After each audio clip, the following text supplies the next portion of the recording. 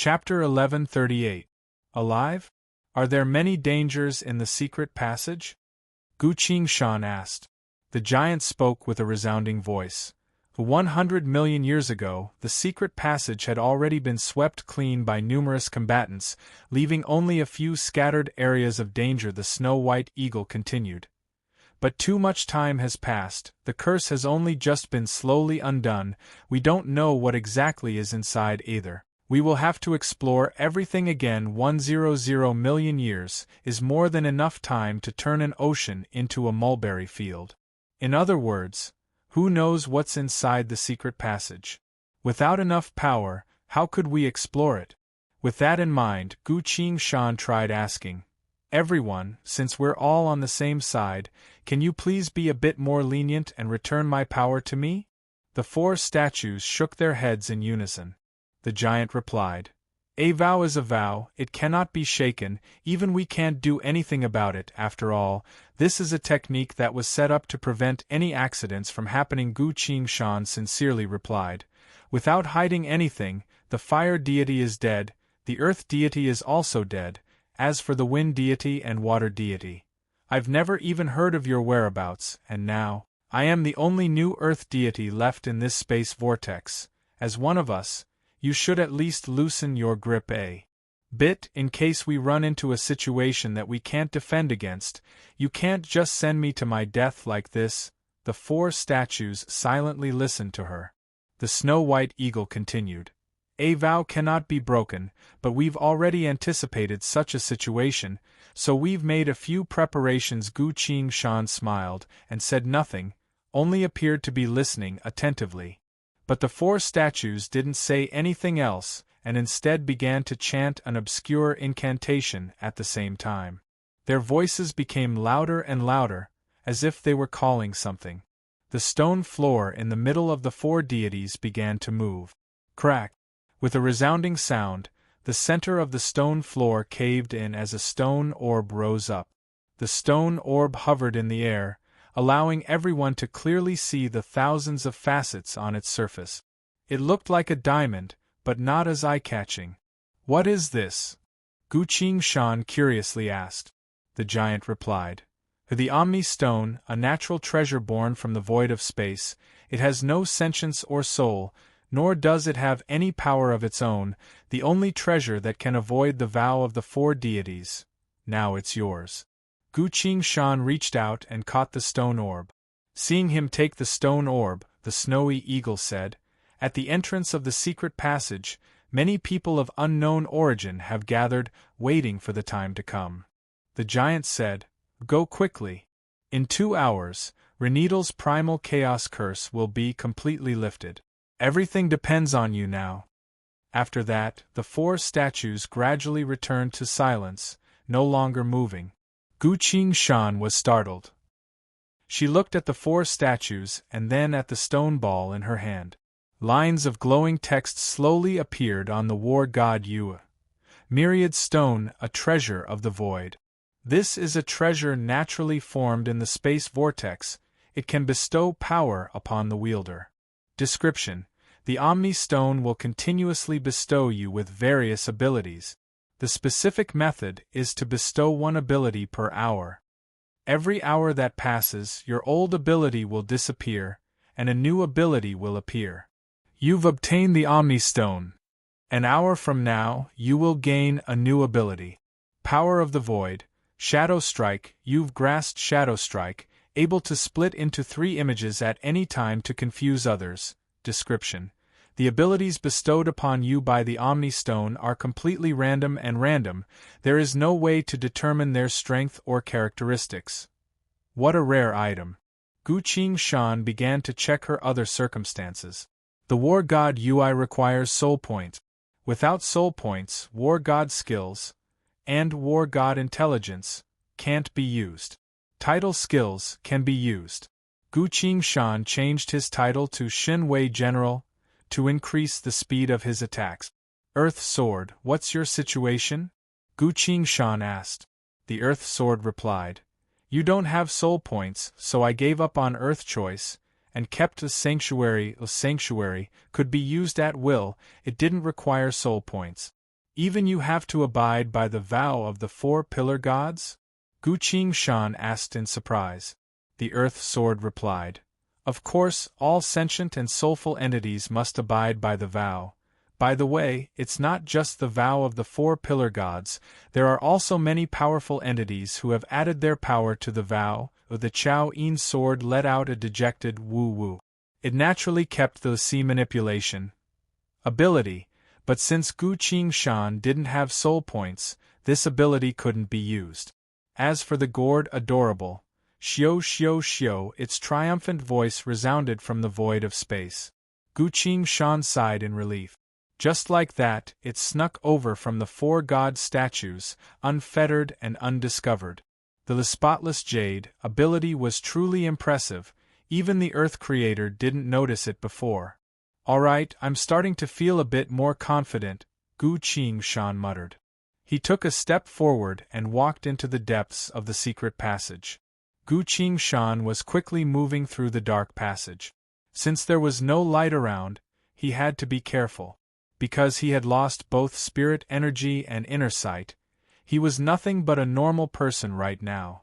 Fortunately, there weren't any forks here. Gu Shan was very careful, afraid that he would run into another disguised passage. But on the way, he didn't notice anything suspicious at all.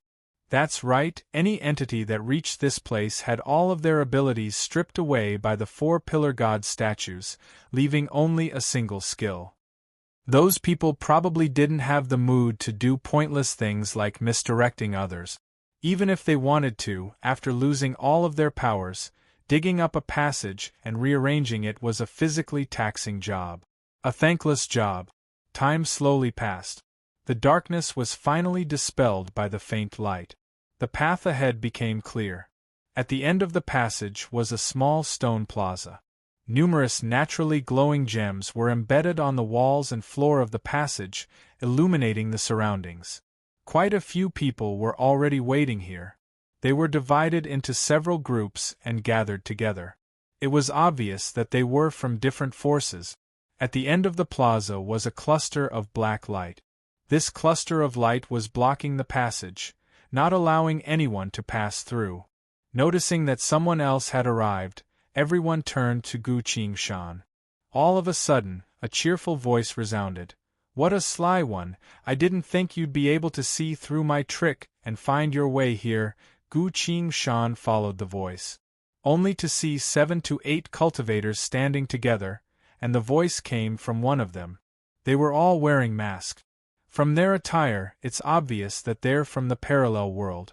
Which means, the ones who disguised themselves on the passage and led me to my death in the deep ocean were them. Gu Shan was a bit surprised, but didn't show it on his face. Obviously, everyone was waiting for the cluster of black light to scatter so that they could enter the secret passage.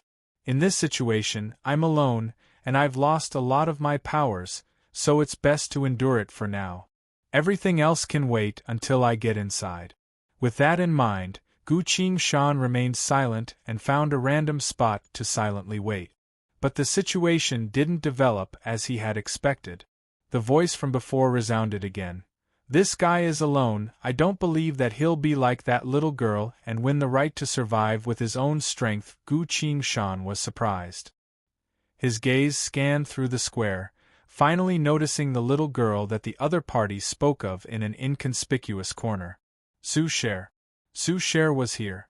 One of her arms was dyed red with blood as she leaned against the wall, cautiously observing her surroundings. Gu Shan's eyes met with hers. Su Cher quickly looked away. Now that Gu Shan had changed his appearance and was standing in a shadowy area, Su Cher couldn't recognize him. Not too far in front of her, several masked corpses silently laid on the ground. Obviously, a battle had taken place here. Gu Shan's gaze moved again, only to see numerous corpses scattered all over the square. These were most likely the people who came to explore the secret passage alone. Other than Su Cher, the other lone travelers had already been eliminated. That's right, everyone was now a normal person with only a single skill to protect themselves. The secret passage was about to open, and the sealed treasure would be in the other world at the end of the passage. At this point, using the advantage of numbers to reduce the number of competitors was naturally a very good thing. Gu Qingshan's gaze wandered back and forth over Su Share's body. She was still in good spirits and looked full of fighting spirit. However, her body was already injured and blood was still dripping down from her arm. Everyone only had a single skill. Most likely, what Su Share left behind was a powerful combat card. So she didn't have any means to heal herself. Looking around, everyone's gazes were faintly discernible as they glanced at her with ill intent. Her wounds were getting worse and worse. Gu Qingshan lightly scowled. His gaze turned back to the group of masked cultivators. They were the ones who injured Su Share. Gu Qingshan wielded both swords in his hands and silently adjusted his breathing. Now that he had the body of a normal person, it wasn't that easy to kill someone. At this point, a voice came from another group of people. Their leader said, "You've already killed enough, we'll kill this one, everything on his body belongs to us." The leader made a gesture. His subordinates spread out and surrounded Gu Qingshan. Chapter 1139. The group of people approached Gu Qingshan with ill intentions. Gu Qingshan didn't hold back anymore. He faced them with both swords in his hands. Seeing how arrogant he was, the other party's leader shouted, "Let's see what he's made of." The group of people stopped. One of them quickly chanted an incantation, held a scepter in front of his chest, and swung it. "Come out, great elephant of exorcism! Roar!" A giant elephant clad in white armor appeared out of thin air, landing on the small square. Its size was so huge that even the square itself trembled. Everyone around it retreated in fear. This was a unique magical creature. Not only was its skin thick and sturdy, but it was also naturally resistant to many powerful spells, making it an excellent choice in combat and dangerous situations. Everyone had a unique skill. This summoning technique was the only skill that this person had left after losing all of his powers. Using the great elephant of exorcism to fight, not only could they probe the enemy's strength, but they could also avoid casualties on their side. This was the correct strategy. But unfortunately, they ran into Gu Qingshan, a swordsman who wielded the earth sword and wielded the power of sanctuary. The elephant charged at Gu Qingshan. Gu Qingshan didn't use any techniques. He simply moved a step faster, swung his sword horizontally, and swung it forward. Sanctuary activated. This strike multiplied the weight of the great elephant of exorcism to 1001 times its original weight, striking the elephant's head. Everyone only saw a flash of light. A blurry mass of red and white swept back like a tornado, enveloping the people hiding behind the elephant and sent them flying at a speed that they couldn't react to. Everyone here was a normal person. How could they react to such a strike? The people were swept away by the shock waves of blood and flesh, crashing into the black mass of light at the end of the passage. The black mass of light was a chaotic absorption demon. As per the contract, it was tasked to guard the entrance of the passage.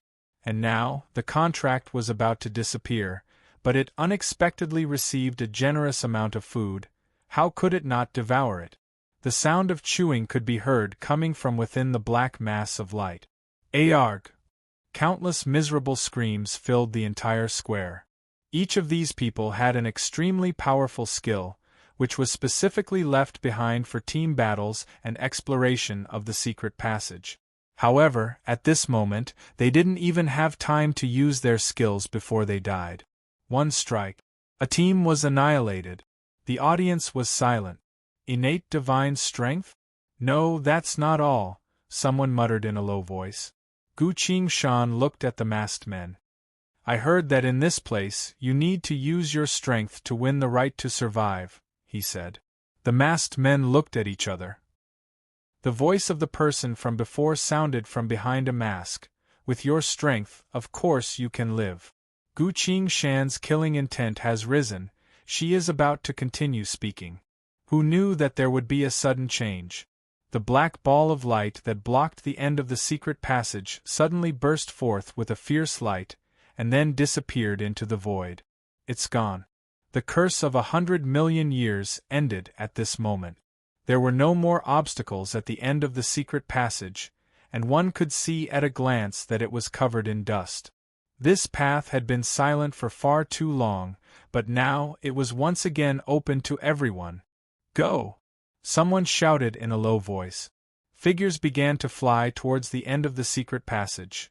No one can fly right now. They were all running as fast as they could towards the end of the passage. Many people wanted to run into the secret passage as soon as possible, hoping to be the first to find the treasure. But there were also a few who didn't move. Some of them were being cautious, while others had other intentions. Don't come any closer, Su Share's voice came. Gu Qingshan quickly looked back, only to see a group of about a dozen people stopping about 30 meters away from Su Share. Su Share was holding a Blood-Sea card in her hand, ready to throw it out at any moment. The leader of the group stepped forward and spoke with a gentle voice. Madam, please don't worry, we mean you no harm, it's just that a powerful card user like yourself should join a powerful group like ours in order to be of use. The leader reached his hand out. One of his subordinates put a red bottle of medicine in his hand. Take a look, this is a medicine for external injuries. If you're willing to join my group, I'll heal your wounds right away, the leader said. Su Share coldly smirked. If you're truly sincere, why don't you let the people around you try the medicine? Why don't you let me use the medicine first? Why don't you talk to me right after the battle ended instead of telling me this now that my stamina is about to run out? The leader froze, unable to say anything. His subordinates angrily shouted, You little girl, we sincerely want to accept you, but you're refusing a toast only to be forced to drink a forfeit. Su Share's voice was frigid as she spoke. I don't need your medicine, just leave. If you come any closer, I'll take you down with me. The card in her hand gave off a crimson glow, as if it had been activated. The group couldn't help but take a step back. They've all seen this girl's battle just now.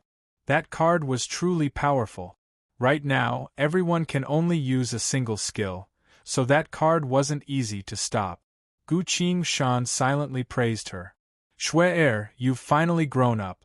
He looked around, only to see that the people who hadn't left were all staring at the card in Su Share's hand with flickering eyes. Gu Qingshan slowly understood why these people didn't leave. Among the billions of worlds, cards were extremely precious existences. Not to mention, since Su Share obtained the Blood-Sea deck, this card in her hand was chosen as her only skill, so it must be extremely precious. Not everyone could be like Lola and randomly draw several hundred cards. There was only a single Lola in the entire 900 million world layers. Ah! Su Share suddenly scowled. The blood on her arm had started to flow out again. From the looks of it, her wounds had worsened. Gu Qingshan couldn't wait any longer. Wielding his sword, he quickly headed towards Su Share. Everyone noticed what he was doing. Does this guy want to test that chick's abilities? That makes sense, he came late so he didn't see how powerful that chick was. Let's just let him die, maybe they'll both end up heavily injured. With that thought in mind, everyone stepped aside to make a path. Su Share also noticed this ridiculously handsome guy. Just now, he killed an entire group with a single strike. How terrifying! You're not allowed to come any closer unless you want to die, Su Share coldly declared. The crimson glow on the card in her hand became even brighter. At this point, Gu Qingshan was already less than 20 steps away from her and spoke.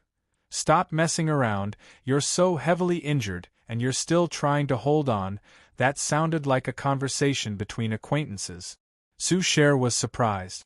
At this point, quite a few people noticed the change in Su Share's expression. She doesn't know him. Someone purposefully spoke. Brother, everyone here clearly meant well, but this chick is so stubborn, you need to be careful, another person replied.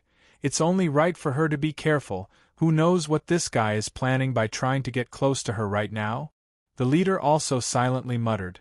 This expert if you can. Their words were cut off by Gu Qingshan. Gu Qingshan looked at Su Cher and said, 3 skewers of chicken feet, 2 oysters, 10 skewers of meat, 1 ham sausage, a portion of stinky tofu, all slightly spicy, lemon or orange juice please. Su Cher's killing intent instantly disappeared. Her beautiful eyes opened wide as she pointed the card in her hand at Gu Qingshan. She couldn't believe it and hesitated for a while before asking, "You then, what if I'm not full yet? Give me another portion of fried rice noodles. But only half, leave the other half for me," Gu Qingshan said. "Why should I leave it for you?" "Because you'll get fat if you eat too much.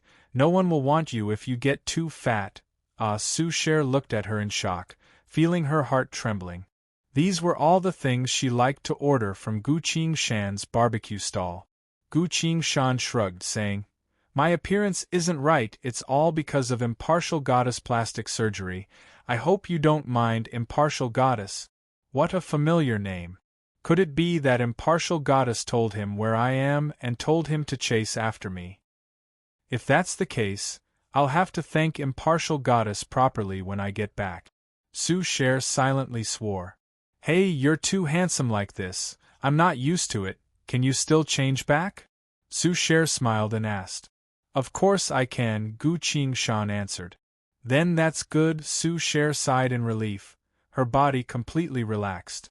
Her body was slightly swaying. A good chance. Quite a few people wanted to try. But Gu Qingshan's body suddenly manifested several shadows, blocking in front of everyone. What? Why does this person still have skills? What use do these shadows have? Everyone cautiously took a few steps back. At this point, Gu Qingshan had already stepped forward and hugged Su Cher. "It's fine, I'm here," he whispered. Chapter 1140. Gu Qingshan's gaze scanned through them.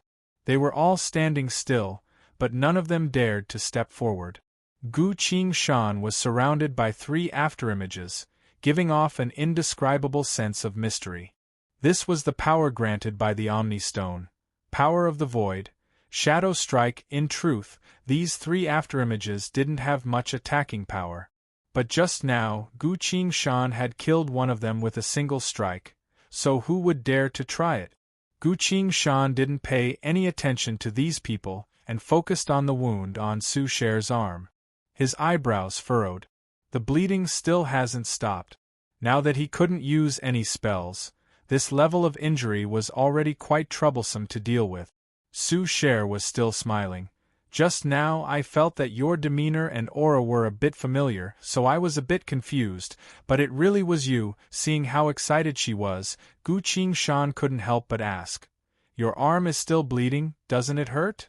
Su Cher was a bit shocked, then her eyes filled with tears as she muttered in a low voice, "It really does hurt." Gu Qingshan was speechless. He recalled something and suddenly asked, "Super spacetime equipment, you came from impartial goddess research and creation, so you must have the corresponding healing ability, right?" A mechanical electronic voice answered, "I am a scientific lifeform, I have my own soul and consciousness, and I was also stripped of all my abilities just now for some reason." Gu Qingshan could sense a sense of dejection in the other party's voice. "Then what kind of ability did you leave behind?" Gu Qingshan asked. "A useless ability, in short, it can't save her." The electronic voice answered stiffly. Since Gu Qingshan didn't want to ask any more, he didn't ask. He quickly pressed on Su Cher's upper arm, chest, and a few acupoints on her back. While the bleeding had stopped, he used the earth sword to cut off his own clothes and bandaged Su Cher's arm. Although he had lost all his powers, he had fought for 2 lives, so as a normal person, he still remembered the basics of how to take care of wounds. He was wearing the close-fitting clothes of the cultivation world. The clothes were not much, but they had a little bit of magic power to clean and isolate dust. This kind of technique was perfect for bandaging wounds. "Bear with it for a bit, I'll think of a way to cure you later," Gu Qingshan said. "It's okay." Su Cher leaned her head on his shoulder and said with a smile, I can't bear to die. Everyone looked on in bewilderment. What was going on? The two of them didn't know each other at first. However, the moment the man went up, the woman became obedient. Looking at the three shadows behind Gu Qingshan, who were on high alert, many of them retreated. More and more people chose to leave. Rather than guarding a card that's hard to obtain, it's better to hurry and explore the secret passage. He might even be able to obtain a real treasure. Humph, let's go too, the masked man said. Gu Qingshan's gaze sharpened. These people had hurt Su Sher. But with the current situation, Su Sher can't fight anymore. If a fight breaks out, I won't be able to guarantee her safety. Unless I can kill all of them in an instant. Then, I'll probably have to go all out. Gu Qingshan put her hand on the earth sword, clenching it tightly. Help! Suddenly, a panicked voice came from the secret passage. Everyone was shocked and looked at the dark tunnel entrance. Aya! Someone save me! Hurry! Run! I can't! The chaotic cries and screams suddenly erupted. Those who went into the secret passage before them were running back in panic. Quite a few of them were covered in wounds. They were running for their lives. Everyone who was watching from the square became anxious. Gu Qingshan looked at the secret passage, only to see 7 to 8 heads and severed limbs being tossed out from the passage. A thick mist of blood flowed out from the darkness. Hiss! Hiss! Hiss! A strange noise could be heard. The ground was trembling. Gu Qingshan protected Su Sher as they retreated to a corner, taking the chance to glance at the masked guys. They were all cautious, forming a combat formation, ready to unleash a powerful attack at any moment. TCH. If that's the case, it's impossible to kill them all at once. Gu Qingshan scowled. The current situation was too complicated, and he still didn't know what came from the secret passage. For the sake of Su Sher's safety, he had no choice but to temporarily put aside his killing intent. At this point, lines of glowing text appeared on the War God UI. Frowny face. Time's up. The Omni Stone will reset your ability. Shadow Strike has disappeared. You've obtained a new Void ability. Void/. The power of slicing manifested from the Law of the Void, considerably sharp. This ability cannot be activated by itself, must be attached to a weapon. Activate incantation. Eternal Void. Gu Qingshan quickly read through everything. Qingshan, what do we do now? Su Sher anxiously asked. When Gu Qingshan wasn't here, she was able to make her own decisions, but as soon as Gu Qingshan appeared, she couldn't make up her own mind. Gu Qingshan looked at the secret passage. An intense gust of wind was blowing towards them, carrying a sense of primal cruelty. Although she had lost her spirit energy, Gu Qingshan's instincts from countless battles of life and death were still there. This isn't looking good, he muttered, quickly fastened the Chao Yin sword to his waist, held the earth sword in one hand, and held Su Sher's hand in the other as he retreated. While the others were still waiting, he had already brought Su Sher to the back of the square. At this point, a few panicked guys were also running towards the back. The monsters are coming! Run! Run! They shouted in panic. Su Sher's eyes twitched.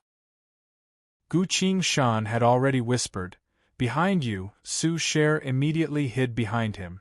Those people rushed over and were about to run into the passageway. Gu Qingshan abruptly moved forward and swung her sword. As soon as they showed malicious expressions, the sword had already slashed through their bodies. One strike. Still one strike. Clang. Clang. The weapons they just took out fell to the ground. Sure enough, they were about to attack, but they died before they could do anything. Someone angrily shouted, "How dare you! You dare kill our people!" Gu Qingshan flicked the blood off her sword, looked at the other party, and muttered, "So what if I killed them? If you want to die, come at me." His body surged with a primordial aura of battle intent.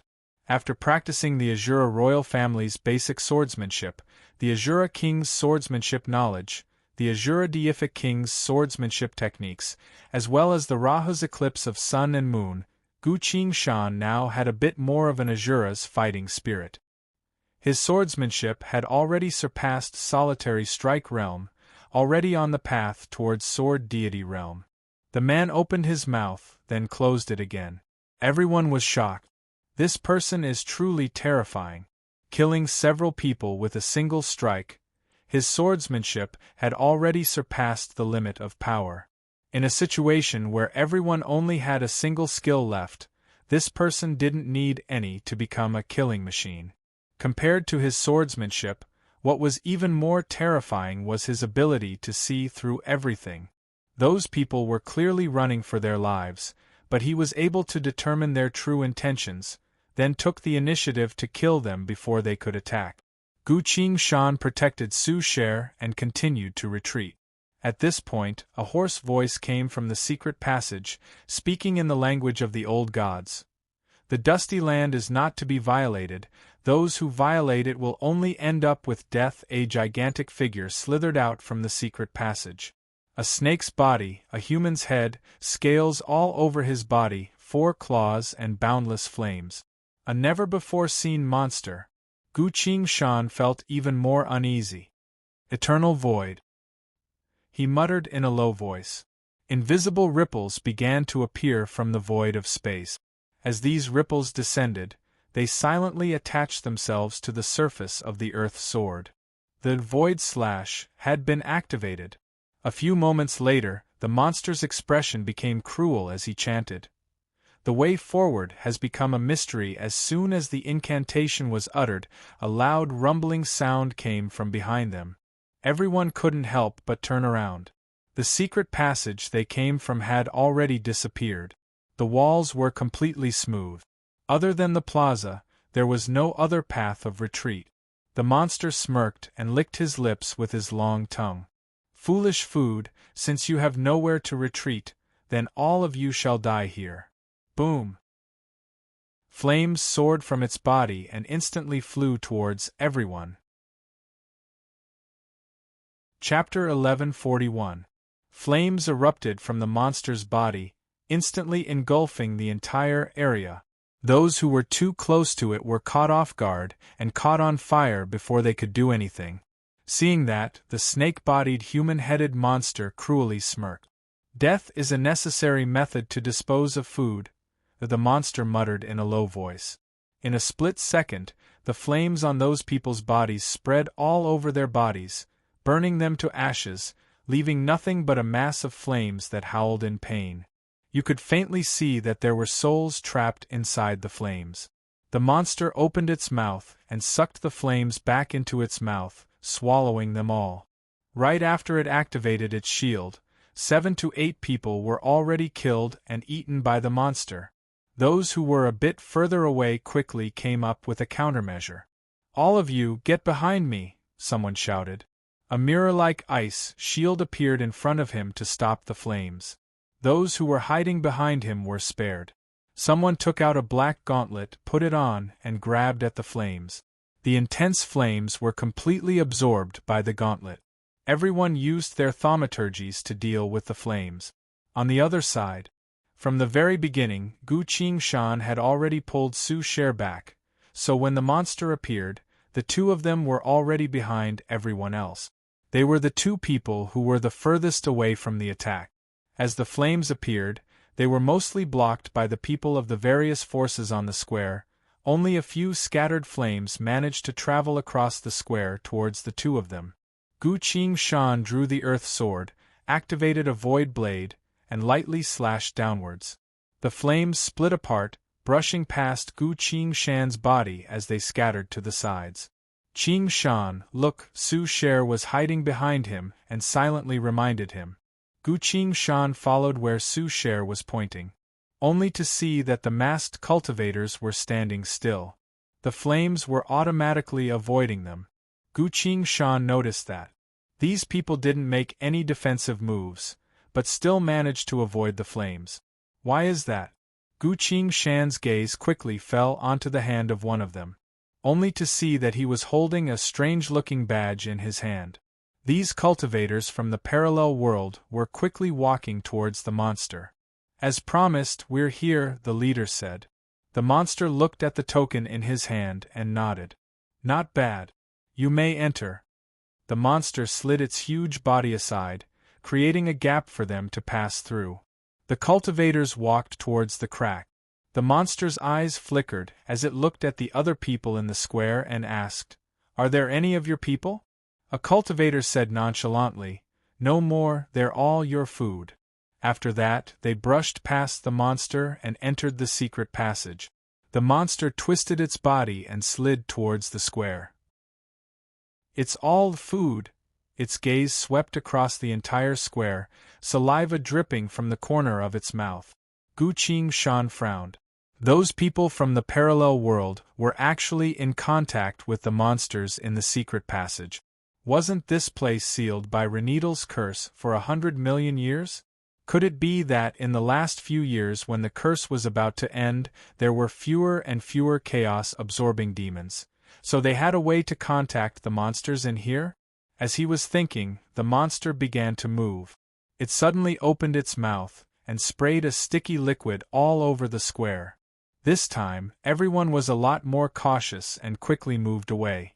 Who would have thought? This liquid seemed to be sentient and specifically tried to crawl into a person's orifices. Those who were hit quickly fell to the ground, turned into thick blood, and were sucked into the monster's mouth.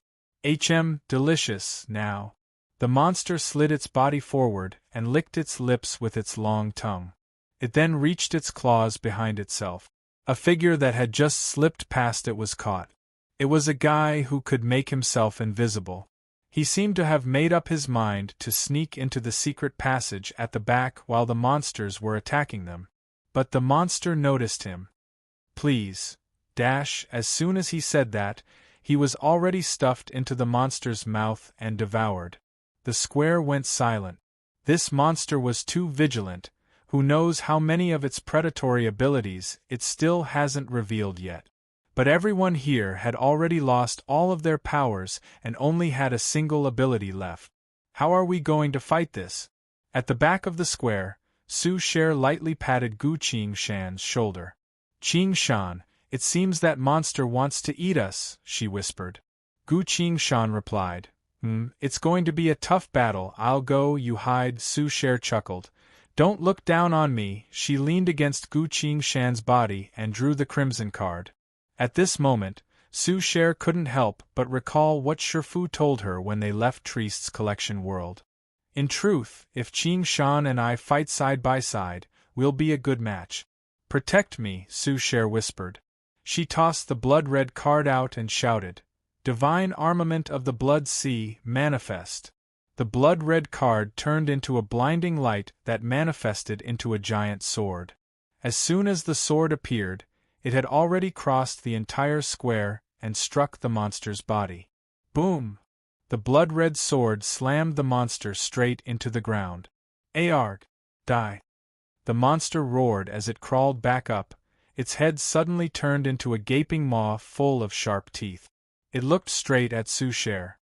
At this point, the blood-red sword had already scattered into a dim glow and slowly flew back in front of Su Cher. "Again!" Su Cher shouted. The blood-red glow brightened and manifested again. Gu Qingshan looked at the weapon and couldn't help but ask, "Wasn't that a sword just now? How did it turn into a battering ram?" Su Cher explained. "The myriad spirit demon slaying sword is very useful, but this card of mine can only summon one divine armament at a time, so I've switched it to the ancient dragon slaying hammer." "A hammer can also slay dragons? Why not?" "Its origin is not simple." While they were talking, the black-red metal hammer descended from above and struck the monster's chest. The air around it trembled. The monster was sent flying, crashing into the wall. The dim blood-red glow returned, once again controlled by Su Cher, and turned into a blood-stained battle-axe. Seeing this, Gu Qingshan's eyes twitched. No wonder those people were so envious. This card is too powerful. At this point, the others weren't sitting still. Someone loudly called out, "Everyone, we need to cooperate and fight." As soon as that was said, quite a few people followed suit. "That's right, That monster wants to eat all of us. Wouldn't we be fools if we don't cooperate at a time like this? That's right, everyone attack. Gu Qingshan heard a familiar voice. Following the voice, he saw that the other party had taken off his hood to reveal his dignified appearance. Hazen, the Sky Haze Empire's king. The card user that I met during the Battle of Huang Quan. The one who called for everyone to attack together was him. Strange, why is he here as well? Gu Qingshan muttered to himself. At this point, Hazen had already acted. He tossed out a card that was fully embedded with gems. Bam! White fog exploded. Hazen formed a summoning seal with both hands and quickly shouted. 1 fighter, 2 mages, 3 riders, 4 archers, 5 shields, boom boom boom boom. Figures appeared one after another from within the exploding summoning fog. A total of 15 heroic spirits wearing exquisite armor and wielding shields and weapons. Hazen's gaze turned cold. A bug that's neither human nor ghost dares to stop this king? Die. He made an attacking gesture. Chapter 1142. Following Hazen's gesture, the 15 heroic spirits began to move. Shield-bearers in front, warriors and knights in the middle, mages at the back, archers on both sides, a perfect offensive formation. The heroic spirits charged at the monster. All my subordinates who love and care for me, come and help me! Someone shouted from the other side of the plaza. Everyone turned to see that it was a jet-black devil with a pair of horns on its head. As it called out, the evil creatures around it all placed their hands on its body. A few moments later, all the evil creatures were absorbed into its body. These evil creatures then combined to form a giant devil engulfed in the flames of purgatory. The giant devil stepped forward and charged at the monster in front of the secret passage. The snake-bodied human-headed monster mocked. With just you lot you want to, boom! A blood-red axe descended from above, pierced through its long body, and pinned it to the ground. Arg, it's you again, I'm going to kill you. Put your body and soul into my mouth and chew on it 1,000,000 times. The monster glared at Su Sher and began to struggle, trying to escape from the blood-red axe. Su Sher hurriedly retreated behind Gu Qingshan. Hearing the monster's clamoring, Gu Qingshan scowled. At this point, the heroic spirits that Hazen summoned arrived in front of the monster. They were all experienced fighters, so as soon as they saw the situation, they split up and used their weapons to pin the monster's long body to the ground. Seeing that, everyone unleashed their strongest attacks. At once, all sorts of spells were unleashed on the monster, causing it to scream in pain. The giant devil slowly approached. It pinned the monster down with one hand and clenched its fist with the other, shouting as it hammered. Keep twisting, do you really think you're that good at twisting? Speaking of twisting, I know a few body techniques that are more eye-catching than you. Don't you know that it's time for you to die? You still dare to look at me? I'm telling you, what you're doing is wrong. Even if you reincarnate, you'll still be a target for others to slash. Do you know where you went wrong? Don't know? Then I'll be merciful and tell you, you were too arrogant just now. Shah! A sword phantom flashed. The monster's head fell off. Gu Qingshan sheathed her sword. Sorry, I didn't let you finish. Gu Qingshan apologetically told the giant evil creature. The giant devil was stunned for a few breaths before turning around and walking away. As it walked, demons fell from its body. Eventually, all the demons returned to their original state. Gu Qingshan turned around, took Su Sher's hand, and walked next to Hazen. Long time no see, Gu Qingshan clasped her fist. Hazen narrowed his eyes. You are, why don't I see Great Ghost General and Azura King?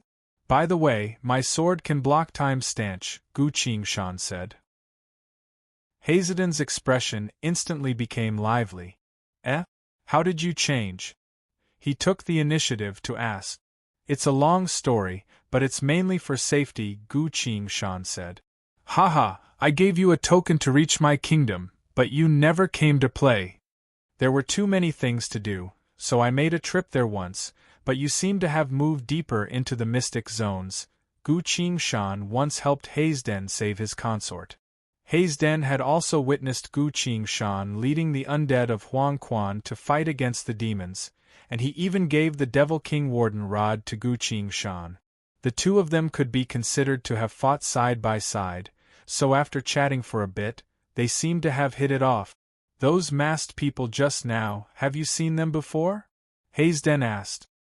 They're people from a parallel world, Gu Qingshan replied. Parallel world?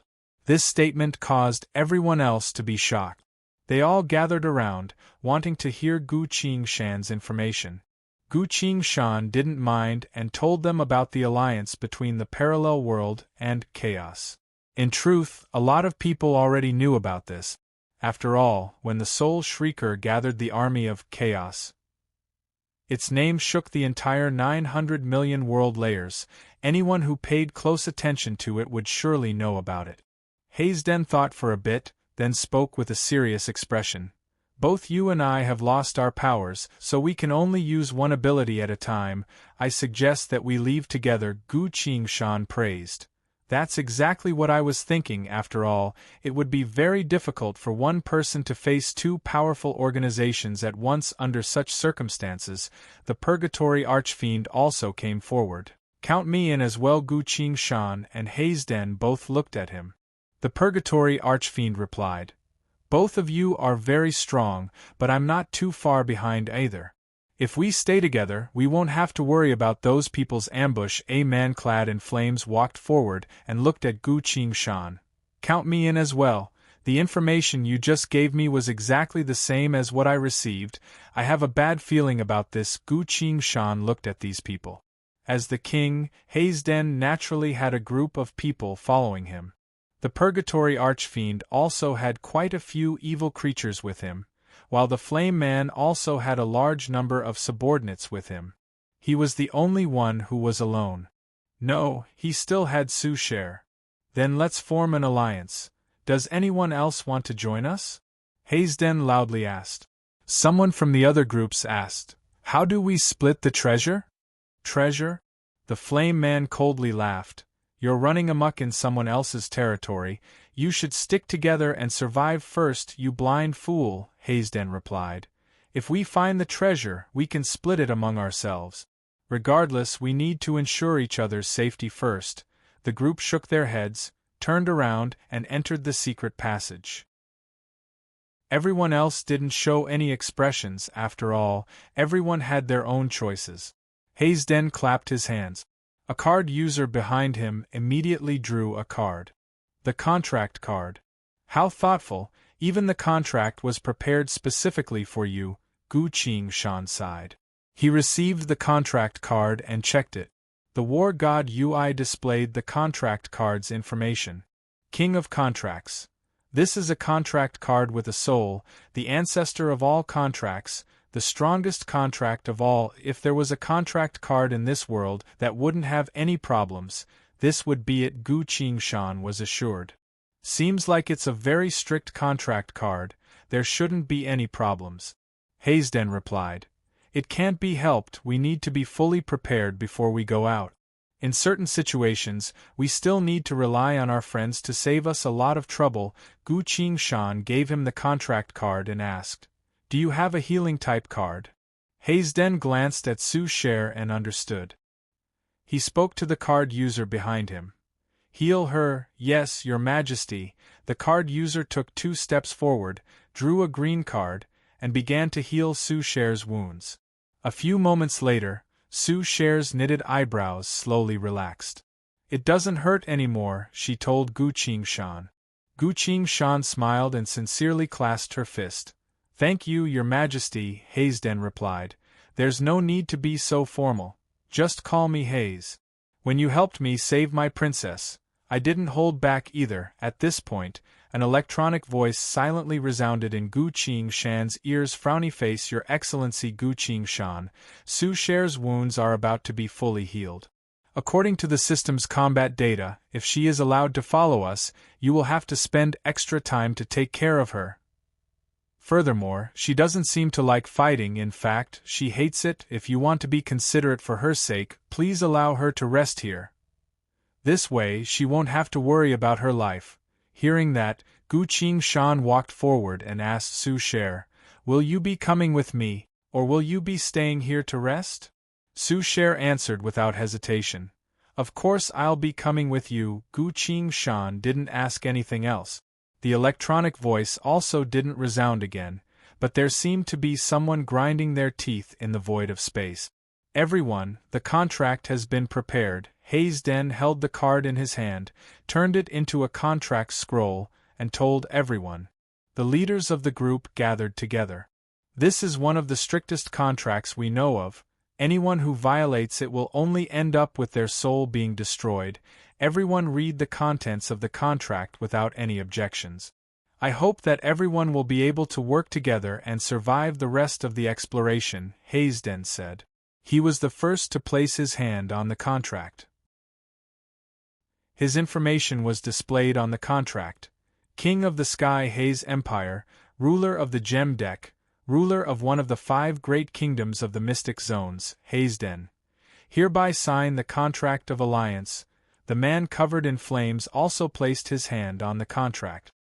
His information was also displayed on the contract. Frowny Face, ruler of the Canyon of Flames, heir of the secret art of Flame Fist, master of lava, Gaian. Hereby sign the contract of alliance. The Purgatory Fiend laughed. "So you're all people of status." Su Sher had been silent up to this point, but suddenly cut in. "Status isn't important, what's important is strength." These people all held great authority, and Gu Qingshan had always been wandering the infinite worlds, so she was worried that Gu Qingshan would be embarrassed due to her status. The Purgatory Fiend shook its head. "Only status can show a person's strength. For example, you?" Su Sher doubtfully asked. Gu Qingshan hurriedly signaled her with her eyes, but it was already too late. As he expected, the Purgatory Fiend had already started to explain. "Indeed, when I was young, I was a pitiful inferior demon. Because I was too useless, I was pushed down a cliff by other evil creatures and coincidentally fell into a cave where a dying void dragon lived. It passed down all of its secret techniques to me, told me about the great war that happened over 100 million years ago, as well as this place. That was how I was able to become the most powerful evil creature in Purgatory in such a short period of time, ruling over the entire Purgatory and interacting with numerous devil and devil realms, calling upon the wind and summoning the rain. Status can show a person's experience and true strength." Everyone. Gu Qingshan whispered into Su Sher's ear, "Chatterbox." Su Sher went silent and didn't reply to the evil creature's words. Seeing everyone staying silent, the Purgatory Fiend thought that its experience had scared everyone away, so it triumphantly put its hand on the contract. Information about it appeared on the contract. Frowny Face, great evil creature of Purgatory, Sha Chong. Hereby sign the contract of alliance. The entire square went silent. The evil creature called Sha Chong was surprised and couldn't help but exclaim, "What's going on? I've done so many great things, why don't I have a cool title?" A frenzied aura erupted from its body, but it didn't. Everyone here had their powers sealed away, so it couldn't use its presence either. Chapter 1143. Seeing how Sha Chong couldn't vent its anger and was about to leave, Hayesden hurriedly gave it a way out. "Perhaps you were too sentimental and didn't kill the King of Purgatory. If you had killed it, you would have gained a new identity. King of Purgatory." Sha Chong clapped his hands in realization. "And here I was wondering why that guy kept avoiding me, so it was because he didn't want to give up his identity." At this point, desperate screams could be heard from the secret passage. Everyone's expressions changed. Those who left first ran into monsters. Just how many monsters were there in the secret passage? "Hurry, Gu Qingshan," Hayesden urged. Gu Qingshan followed the others and quickly placed her hand on the covenant. Only after this covenant was signed would everyone be able to trust their backs to each other and fight together. Very quickly, Gu Qingshan's personal information appeared on the Covenant frowny-faced dragon slayer of the age of old, mortal enemy of the deity of chaos, devil king of Huang Quan, wielder of heaven and earth, ally of the eternal abyss, archfiend and cherub of condemnation, the man with the best kissing technique in the world, an experienced performer, Gu Qingshan. Hereby sign the Covenant of Alliance. Special note: some of his identities will scare you to death, but they are unrelated to this covenant.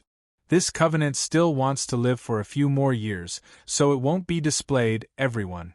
Looking at this long list of titles and explanations, anyone would have to slow down a bit. This guy is growing really fast. Sovereign Card Hazeden silently thought. Who the hell is this person? Are those identities real? Ruler of Flames Guyan silently thought. How did he get his hands on all these identities? No, I need to find a chance to discuss with him and see if I can share a few with him. Great Archfiend of Purgatory, Sha Chong silently thought. Everything else is fine, but what's with that world-famous kiss technique? Who taught him that? Su Cher clenched her small fists and silently thought. Looking at the cherub title, Gu Qingshan sighed dejectedly. I need to work harder. I need to hurry and find more inner plane cards to change my condemnation name. Seeing that everyone was stunned, he quickly reminded them, there are more monsters coming from the secret passage, what are you waiting for? At this point, the contract had been established. Rays of holy white light enveloped everyone within it. There was no problem with the contract, and the content of the contract was in line with all the rules of the Alliance. Everyone had approved of it. Very well, from now on, everyone prepare to face the enemy together. Hazeden also loudly declared. Purgatory Archfiend Sha Chong waved his hand. All the demons merged into its body. It became huge again. Hazeden loudly ordered his subordinates, while Guyan also began assigning tasks and manpower. For a while, everything was in perfect order as everyone prepared for the upcoming battle. With the effects of the contract, everyone's teamwork became evident. Su Cher, your attack is very important, stand in the middle of everyone. Gu Qingshan shouted. No one made a sound. In a battle, such a powerful card master had to be protected.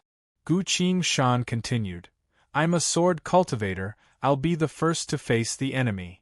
Saying so, he drew his swords and stood at the very front of the formation. As he said so, everyone's other thoughts disappeared without a trace. Su Cher worriedly said, Qingshan, you need to be careful. I'm fine. Gu Qingshan gave her a confident smile. Within the darkness of the secret passage, various noises were becoming louder and louder. Screams and screams could be heard one after another, as well as faint cries and screams of pain. These were the noises of the people who entered the secret passage before them. As for the strange noises, it was obvious that they were coming from monsters. On the small square, everyone held their breaths and prepared themselves. Wind and the stench of blood came from the darkness. A few severed limbs flew out from the secret passage and fell to the ground. The sound of chewing continued. Everyone became tense. Gu Qingshan raised her swords, preparing to dash off. The card Sovereign Hazeden suddenly exclaimed in surprise. What is it? The Flame Ruler Guyan immediately asked. Gu Qingshan and the giant Purgatory Archfiend also showed expressions of concern. It should be understood that at this crucial moment, there was no room for any mishaps. Hazeden glanced at the covenant in his hand and replied, It's nothing, it's just that Gu Qingshan, you've suddenly gained a new identity. What identity? Everyone couldn't help but ask at the same time. Hazeden stared closely at the covenant and muttered, Leader of the Dance of Secrets. Gu Qingshan's expression changed. In a split second, the sound of hot-blooded war drums resounded. Dong dong dong dong dong. Dong dong dong dong. Dong dong dong dong. Dong dong dong dong. Dong dong dong. Everyone was stunned. Where did this music come from? The Purgatory Archfiend Sha Chong spoke in a hoarse voice. War drums? That's quite fitting, My blood is already boiling my ass. Gu Qingshan's heart sank. Oh no, this is the rhythm of a dance. Last time, I almost did it, causing Zhang Yongho's group to turn green from fright. I rebuffed it back then. Which means I have no choice but to dance this time. Damn it, this isn't even a grand occasion, and didn't I only keep the Dream Jolt skill? Speaking of which, didn't the four pillar gods and those great entities from the void say that oaths can't be broken? Four pillar gods, where's your integrity? Gu Qingshan didn't have the heart to think about it anymore and hurriedly told everyone. Everyone, run away, I'm about to start the dance. Before anyone could react, a bald old man had appeared next to Gu Qingshan. The strongest combatant of the bygone era. Gu Qingshan hurriedly said, You came out again, that's great, please see if you can stop the dance. I'm in a battle right now, I really can't dance. The old man appeared surprised and shook his head. This is your own dance, I can't stop it. Then you? I only came out to take a look after all. This dance seems to be resonating with a faraway place. The old man pointed towards the secret passage and said. Gu Qingshan froze. A thought flashed through his mind. Perhaps this occultism dance is somehow related to the dusty world? Apparently sensing something, the old man muttered. This dance was bestowed upon you by that entity, a dance specifically made for you, but you've never danced it before, so this is most likely a practice dance. Practice dance? Gu Qingshan was stunned. Indeed, the old man nodded. You will be controlled by the dance, explaining the movements while teaching you the dance, at another location.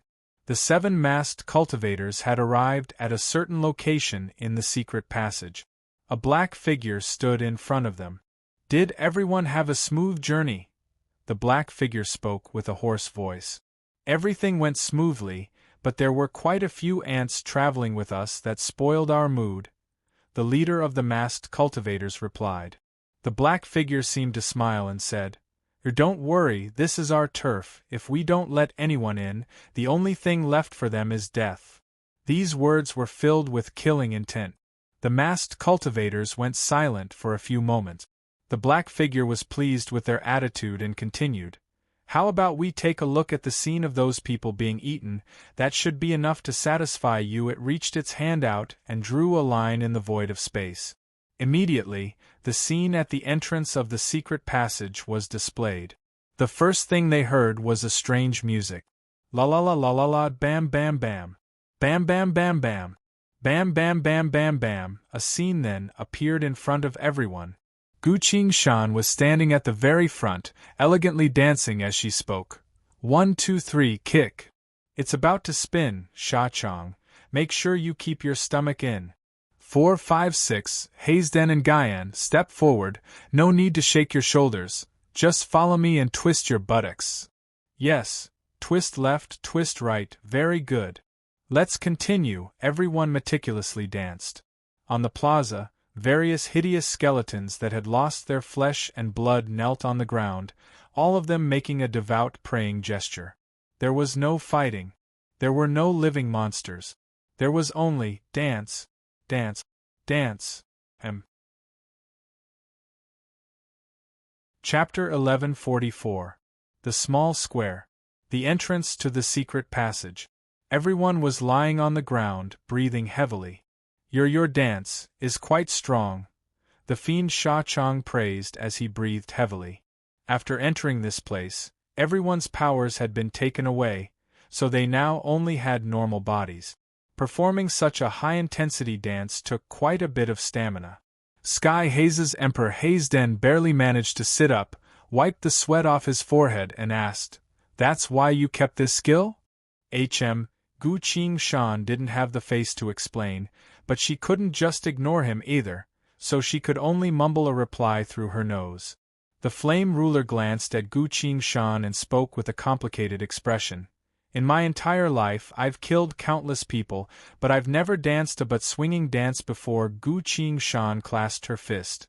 I'm really sorry, even I couldn't control this skill when it was activated, but at least it's somewhat useful. Everyone looked around, only to see that the entire square was filled with piles of bones. Just now, countless monsters came out from the secret passage, wanting to kill them all. Each of them was stronger than the monster that appeared before them. Countless spells, sharp weapons, claws, teeth, and all sorts of unique abilities that no one had ever seen before were aimed at them. Everyone just danced. A hoarse female voice resounded from the void of space. She only said a single sentence. Those who disrespect the sacrificial dance shall die, and then the monsters all died. All their flesh and souls rose into the air, turning into nothingness. Only their skeletons remained kneeling on the ground, making a gesture of repentance and prayer. In retrospect, the entire process was still filled with a sense of horror and absurdity. Fortunately, this power belonged to my side. The flame ruler Gaian pondered for a bit, then slowly calmed down and didn't care about it anymore. Everyone rested for a bit and slowly regained their senses. Hayesden called out to his subordinates behind him.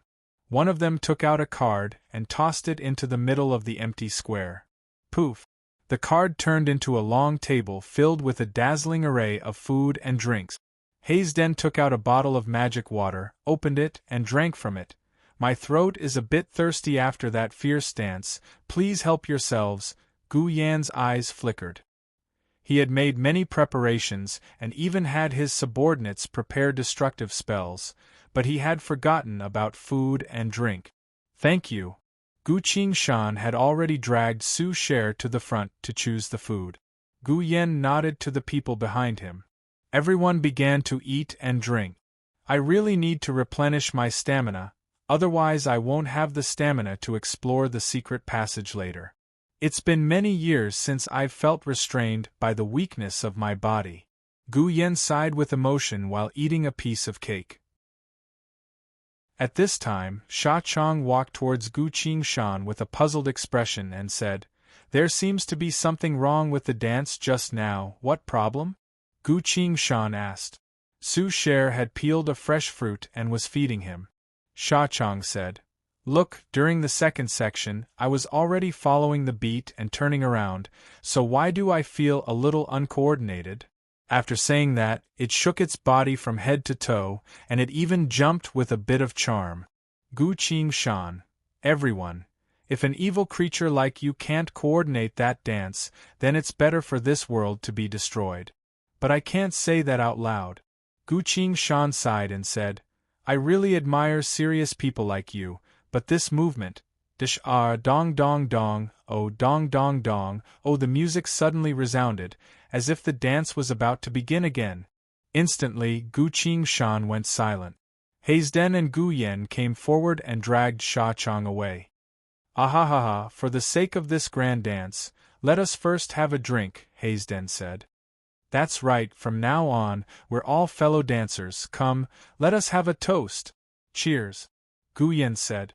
The two of them sat Sha Chong down at the long table and began to drink with him. Sha Chong was a bit confused at first, but after a few drinks, he became interested and began to drink with the two leaders. It was only now that the music slowly died down. Ho! Everyone let out a sigh of relief. That was close. We're all experts who've gone through countless battles and rounds of selection to come here to explore the ruins. We're not here to perform a group dance. Gu Qingshan also wiped the cold sweat off his forehead. He really didn't want to perform this shameful dance in front of Su Sher again. But speaking of Su Sher, her dance just now was truly beautiful. This dance was practically designed for a young and alluring girl like her. "Qingshan, I have a small question," Su Sher whispered. Go ahead," Gu Qingshan replied. Su Sher stammered. Why did your kissing technique?" "It's all your fault," Gu Qingshan said with a stern expression. Su Sher froze. "My fault?" Gu Qingshan continued. "When we were in a bowl, you placed 3 layers of seals on me, one of which was the witch's gift's kiss. I have an ability that allows me to use the power of my soul to instantly learn a certain skill. That's how I learned this kiss technique and was able to break it. Otherwise, how else do you think I was able to enter Tree's collection world again?" His voice slowly became smaller as he muttered, How regretful that you ran away, otherwise we could have fought together. Su Cher was stunned. So before that, you haven't kissed anyone else? She asked. Gu Qingshan sighed in relief and swore. I really haven't. The corner of Su Cher's lips slowly curled up. Really? She touched Gu Qingshan's cheek, then his earlobe and the nape of his neck. If I knew you were this strong, I would have fought together with you, It's all my fault. Let's not talk about this anymore and eat something. I'm really tired from dancing just now.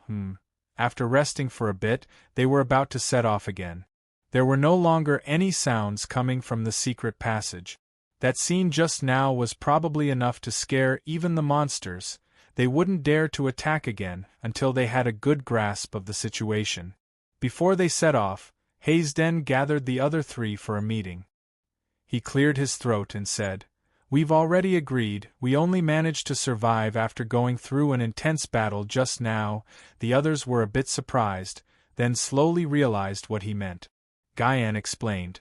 I used the flame fist technique to charge into the enemy's formation, unleashed 500 rupturing fists in a row and killed 23 monsters. Gu Qingshan muses. I only used 200 sword strikes to cut 17 monsters down to their bones. Hayesden continued. I used the spirit card to summon a group of soldiers and killed 5 of the strangest monsters. Behind him was a scribe, who was holding a pen and taking notes at high speed. As one of the strongest kingdoms in the mystic zones, this was the history of the Sky Haze royal family's conquest, something that would be passed down to future generations. After everyone returned, this matter was decided. As for the dancing, what? What dancing? Can dancing kill enemies? No one would ever mention the dancing. The people of the future would only remember the epic battle between the Sky Haze Emperor and the Flame Ruler, the Dragon Slayer of the Age of Old, and the Purgatory Archfiend. The Purgatory Archfiend, alright, there was also a heroic Purgatory Archfiend in the battle just now. As one of the 4 alliances, it was also a powerful force that helped them achieve victory. The 3 of them looked at the Purgatory Archfiend. You should also say something. Think carefully before you say anything. This is something that will be passed down to future generations, Hayesden hinted. That's right, the 4 of us fought side by side, went through thick and thin, and finally defeated the monsters, Guyan hinted. That was truly an epic battle. Gu Qingshan also nodded in agreement. Seeing them say that, the Purgatory Archfiend Sha Chong knew that it had to be serious.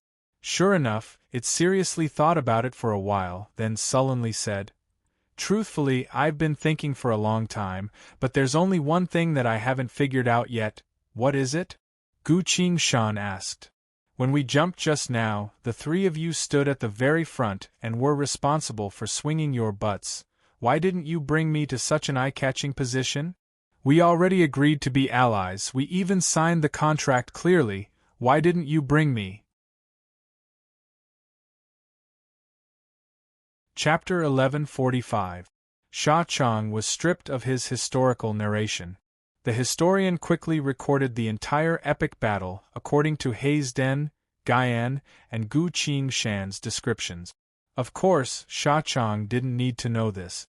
Guyan signaled with his eyes to have his subordinates pull Sha Chong away to continue drinking. Hayesden read through the battle record and nodded in satisfaction. He showed it to Gu Qingshan. Gu Qingshan then gave it to Guyan. Both of them were satisfied. That's right. This is the truth. All right, let's go, Gu Qingshan said. He drew his swords and was about to go to the front of the group. It's best if you don't go to the front, Hayesden pulled him back. Guyan said in a roundabout way. Your swordsmanship is powerful, so you need to act at the most crucial moment, so you should stay behind us for now. Sha Chong's voice came from afar. You really can't go to the front. I'll be honest, just by looking at your back right now, I feel like you're going to take the lead again with that. Not only did Gu Qingshan find it hard to refute, everyone else also nodded in agreement. Gu Qingshan could only retreat, feeling a bit annoyed. I don't have to take any risks this way, why am I annoyed? He quickly adjusted his mentality. It's better for my men to scout the path, Roland said. Sha Chong said and waved his hand. Two evil creatures stepped out from behind him, their limbs touching the ground. The evil creatures slowly turned into two gray hounds, their bodies engulfed in the flames of purgatory. Go, Sha Chong ordered. The two hounds of purgatory went into the dark tunnel. Inside was the secret passage to the dusty world. A few moments later, Sha Chong suddenly said, "And no problem, it's safe inside, then we'll go as well," Hazeden said. Everyone nodded.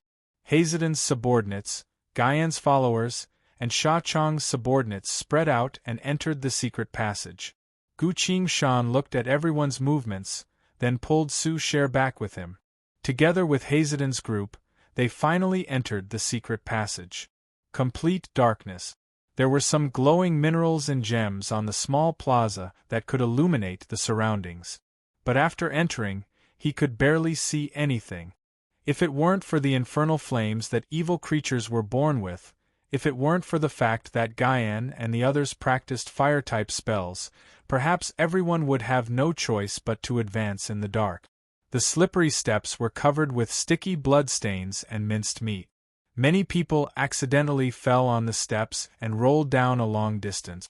Sometimes, as soon as he steadied himself on the ground, he would see the half-eaten heads and the wriggling remains of the monsters. After a while, Hazeden finally couldn't help himself and gestured to his follower. Someone immediately cast a spell. Boiling wind. The gale howled, blowing the entire path downward. The messy corpses and blood were all swept away by the gale, eventually disappearing into the void. The road finally became a little easier to walk on, but it was impossible to completely clean up the bloodstains, so there were still large patches of red and black on the road. This technique is used to prevent poisonous fog and bewildering environments, Hazeden explained. That's not a bad way to use it, Gu Qingshan commented. Everyone continued walking down the path. About half an hour later. Stop, as Sha Chong said. Everyone stopped. Did we run into an enemy ahead? Guyan asked.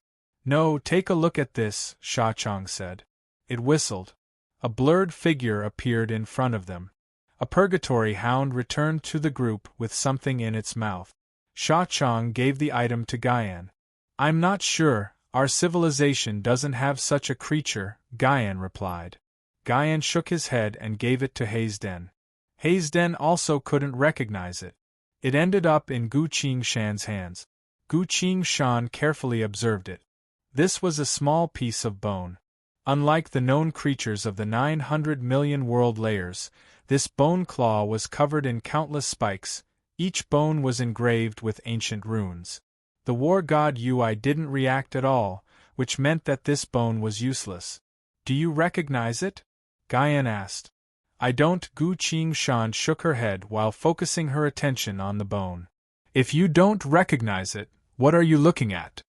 Sha Chong asked in a hoarse voice.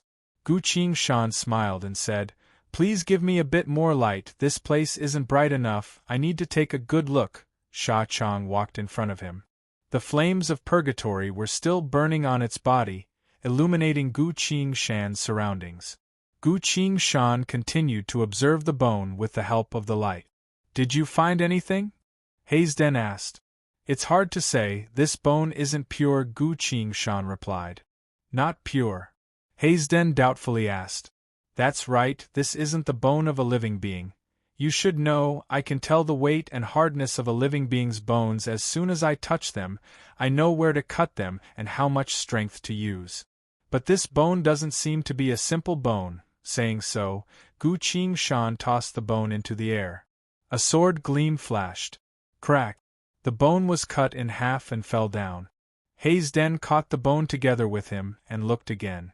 Surprisingly, there was a small corpse in this piece of bone. The corpse was only about the size of a thumb. It turned into dust as it came into contact with the wind and disappeared without a trace. A pixie! Gu Qingshan and Hazeden exclaimed at the same time. The two of them exchanged glances, not knowing why they would run into a pixie's corpse here. At this point, Sha Chong seemed to have sensed something and told the group. There's something ahead. Everyone moved forward again. About 10 minutes later, they arrived at the place Sha Chang mentioned. 2 purgatory hounds were wandering around here. Not too far away from them, a giant skeletal claw appeared. The passage should have been wide enough for 7 to 8 people to walk side by side, but this skeletal claw had completely filled up the entire passage, leaving only a small gap. The walls around them were scratched by the skeletal claw. From the looks of it, it looked like the skeletal claw was trying to grab something. Everyone observed the skeletal claw. "It's blocking the passage," Hayesden muttered. Guyan doubtfully asked. "But this skeletal claw isn't moving at all, as if it hasn't moved for a very long time. How did those masked cultivators get through?" Sha Chang replied. "Isn't it obvious? They probably teleported away directly." Guyan glanced at it but didn't say anything. Sha Chang thought for a bit, then signaled one of the purgatory hounds to come forward. The purgatory hound jumped forward and tried biting the skeletal claw. The skeletal claw didn't move. The other purgatory hound squeezed through the gap between the skeletal claw, stuck close to the wall, and returned after a while. The purgatory hound reported, "Oh boss, the skeletal claw was connected to a thick arm bone, which completely blocked the passage without leaving a single gap for us to pass through, so I had no choice but to return." Everyone pondered. "What kind of monsters' remains are these, and why are they so large?" Hayesden gestured. His 2 subordinates tossed cards into the air, which transformed into ice and fire spell techniques, all of which crashed heavily into the skeletal claw. The skeletal claw didn't move at all, and even after the spells ended, it was unharmed. Could it be an inanimate object?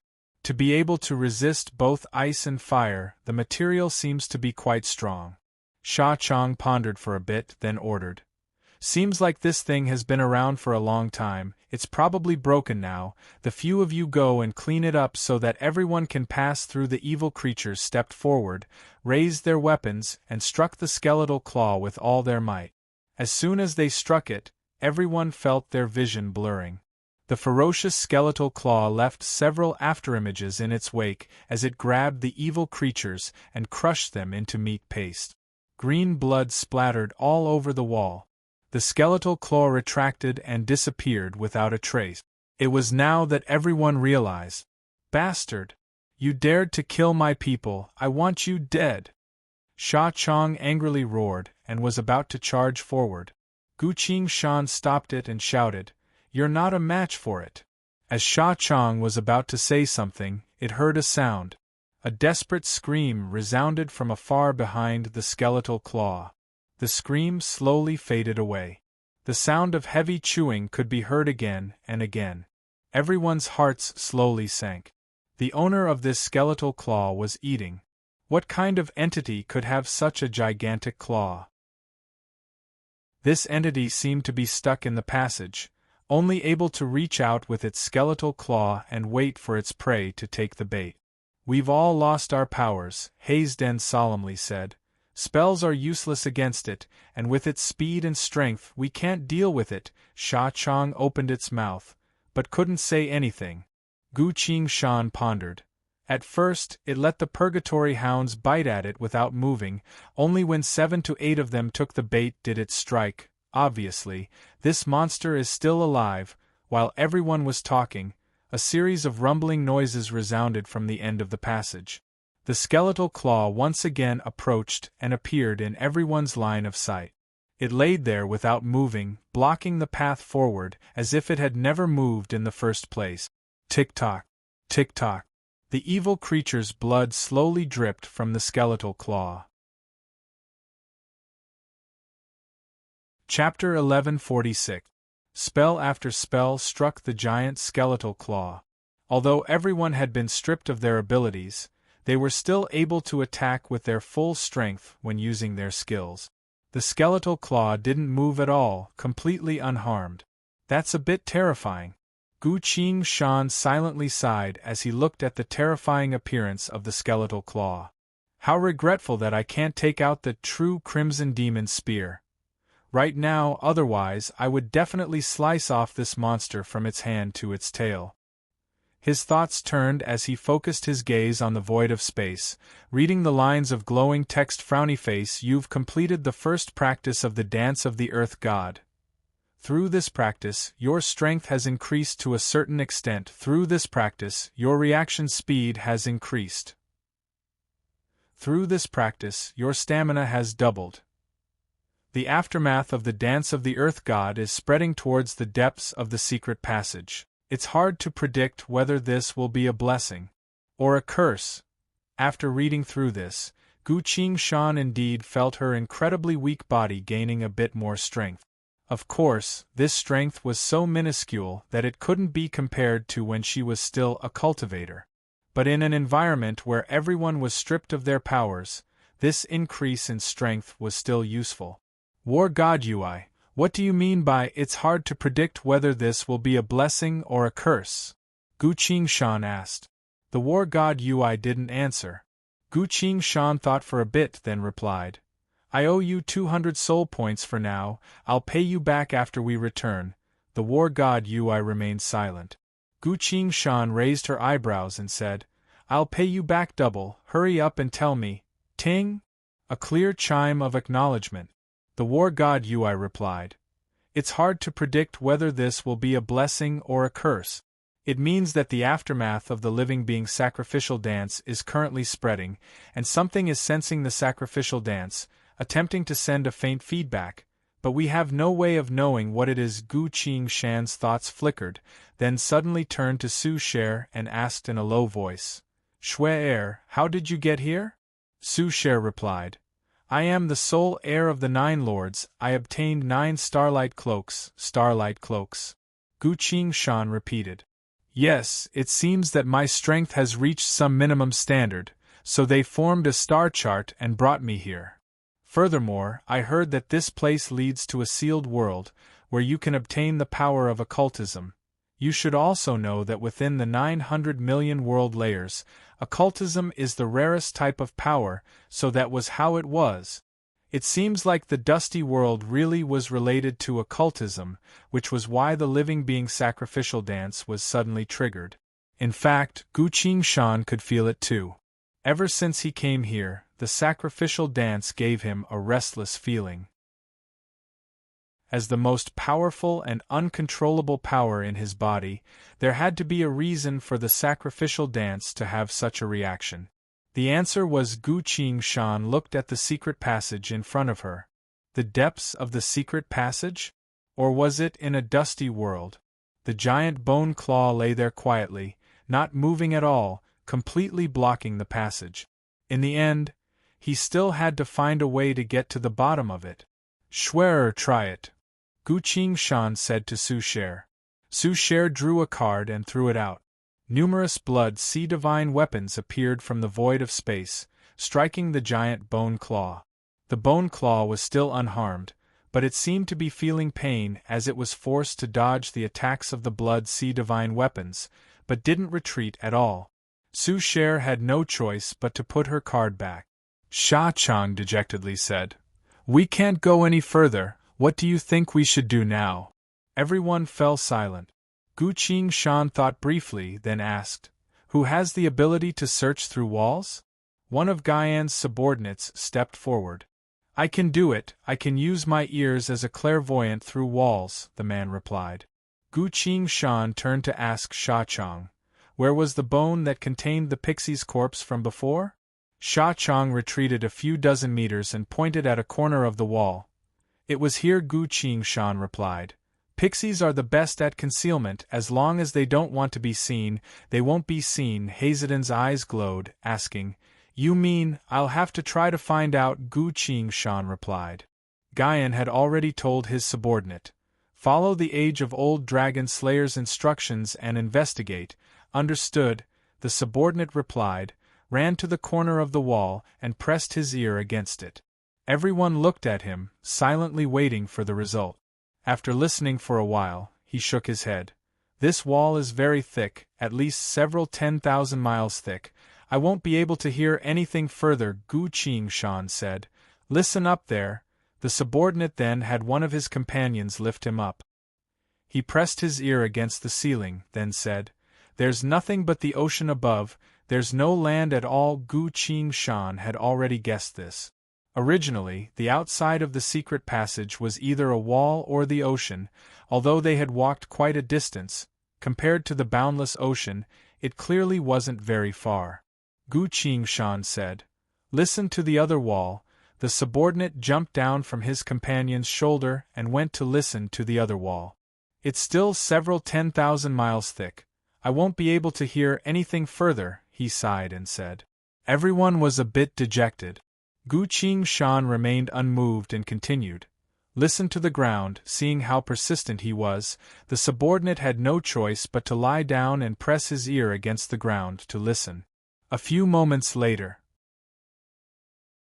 he didn't stand up, nor did he say anything, but his expression slowly became one of surprise. At this point, everyone was paying close attention. "What did you hear?" Guyan couldn't help but ask. "My lord, it's completely dark down there, I can't see clearly, but I think there's a large insect lying there," the subordinate replied. "Insect? How big is it?" Sha Chong asked. The subordinate gestured and replied, "According to humans' common measurement unit, it's around 100 meters long. An insect that was around 100 meters long." Hearing that, everyone was a bit shaken. 100 meters long body with our current strength. I'm not sure if we can win against it, Guyan mused. Gu Qingshan replied, "There's no need to think about it. If it really is an existence as powerful as the skeletal claw, we won't be able to defeat it. Why not?" Sha Chong was unconvinced.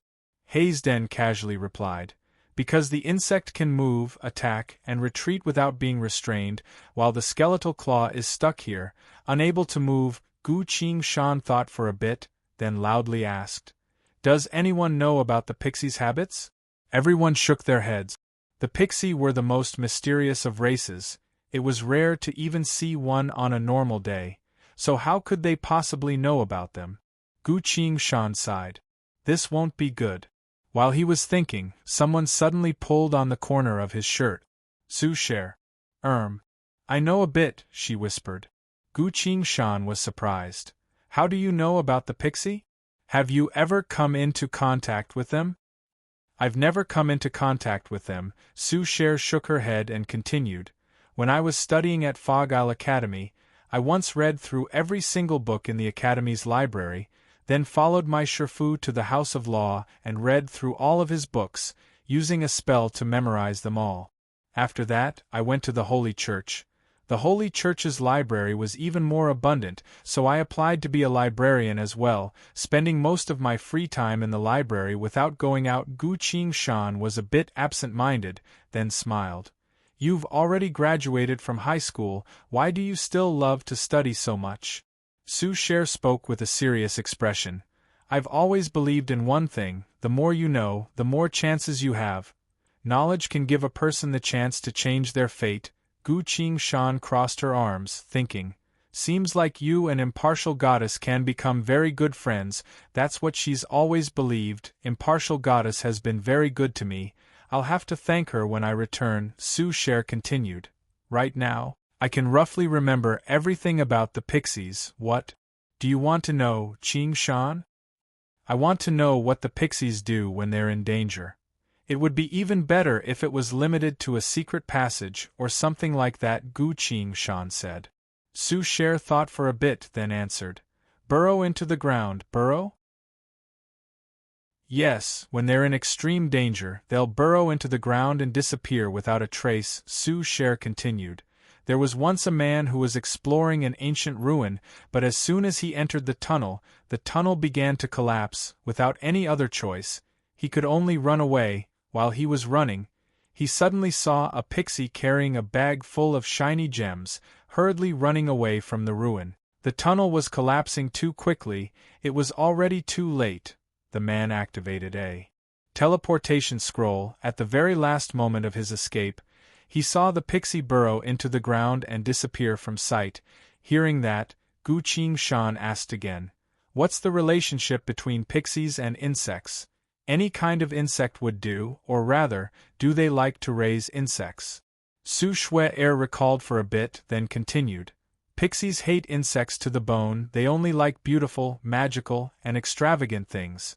In fact, the first bottle of insecticide in the 900 million world layers was produced by them, then silently spread it across the infinite worlds. Alright, I understand, Shui air is really amazing. Gu Qingshan stroked her head, drew his sword, and walked to the corner of the secret passage. Is it here? He pointed at a certain spot and asked the subordinate. It's here, but I don't know how to get down, the subordinate answered. Gu Qingshan used his sword to strike the floor tiles one by one. When he knocked on the 11th tile, the ground made a trembling sound. Following that, the stone floor opened up and Gu Qingshan fell down. Everyone went into an uproar.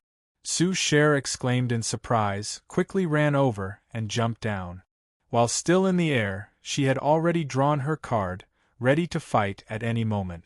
But no fighting happened. A pair of strong arms caught her. Relax, it's safe here, Gu Qingshan told her. He had already guessed everything, but he forgot about Su Cher's reaction. Fortunately, both his strength and reaction speed had been improved, otherwise, he might not have been able to catch Su Cher. That 100-meter-long insect. While saying that, Su Cher followed Gu Qingshan's line of sight. Neither of them said anything. That wasn't an insect. It was a steel train covered in dust, suspended alone on the long track, leading to the lonely and empty depths of the darkness. Qingshan, what is it? Gu Qingshan stared closely at the metal train and asked. Su Cher lowered her voice. My star chart has been activated. Chapter 1147. Don't move. Gu Qingshan hugged Su Cher and slowly returned to the middle of the road from the edge of the tracks. He sighed and put Su Cher down. Outside of the tracks was a bottomless darkness that couldn't be seen, nor could they tell how deep it was. As for the secret passage that had been opened above the tracks, it was rising higher and further away.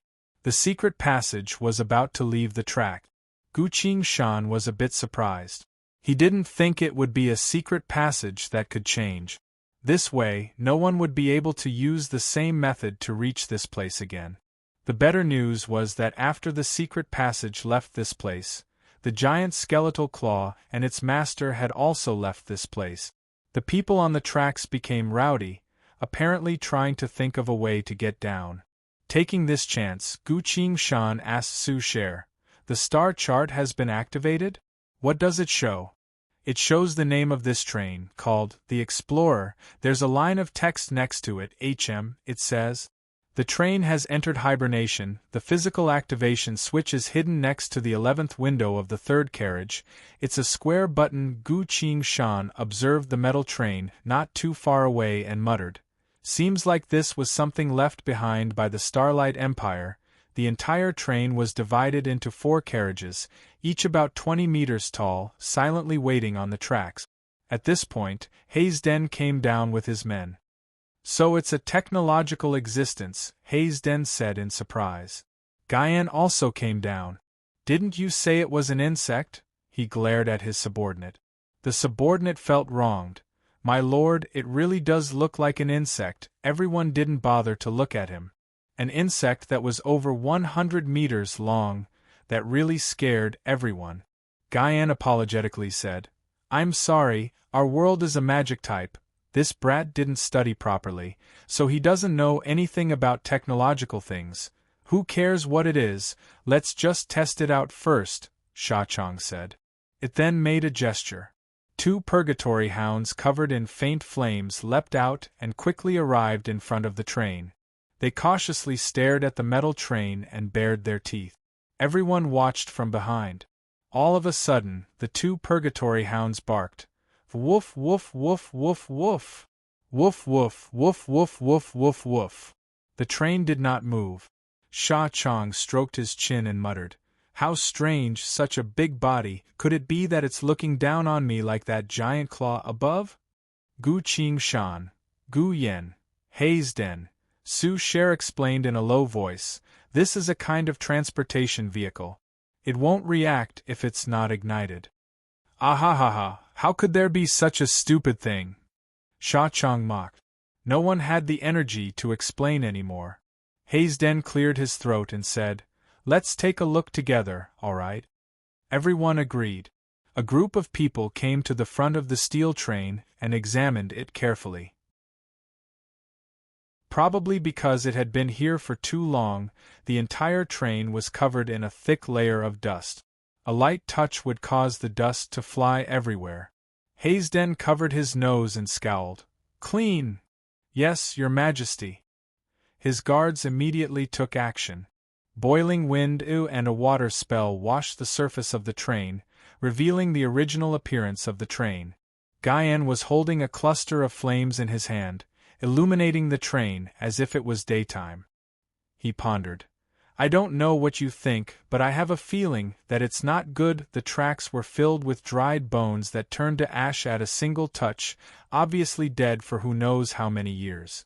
As for the train, the surface of the train was covered in various slashes, scratches, and cuts, as well as large clumps of old blood that looked like graffiti.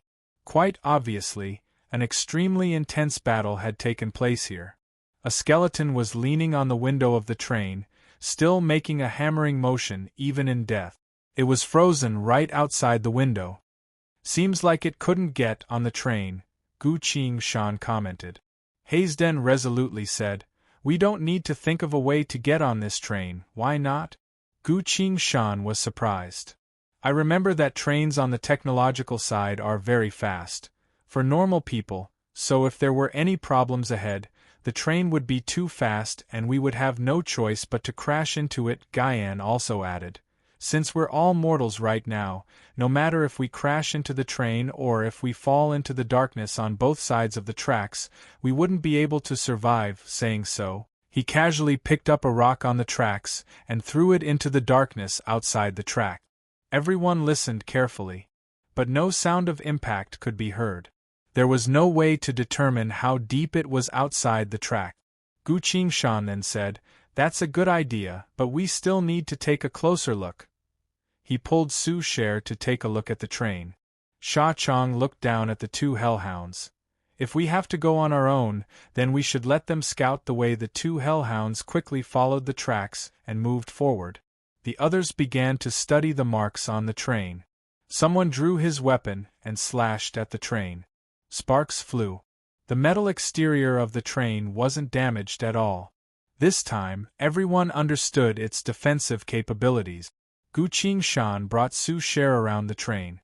The train's doors were tightly shut, unable to be opened from the outside. "Do you have the train structure on the star chart?" Gu Qingshan asked. "I don't." Su Sher shook his head. Suddenly, an electronic voice came. "I have all the information on the Starlight Empire, currently displaying the Explorer's structure and functions." Su Sher also heard it and was a bit surprised. "This is a super spacetime weapon from Impartial Goddess," Gu Qingshan explained. While he was explaining to Su Sher, for some reason, the entire structure of the Explorer train appeared in his mind. Gu Qingshan carefully checked the train's functions and sighed after a while. "Impressive," he couldn't help but exclaim. "Even more advanced than our technology?" Su Sher asked. "Much more advanced," Gu Qingshan sincerely replied. "Compared to the blazing heaven you created all those years ago." When Su Sher was about to continue asking, the electronic voice cut him off. "Sir Gu Qingshan, is there any other information you would like to know?" Su Sher could only begrudgingly shut his mouth. "Just now, you used brainwave transmission?" Gu Qingshan asked in return. "Indeed," the electronic voice answered. "What kind of ability did you leave behind?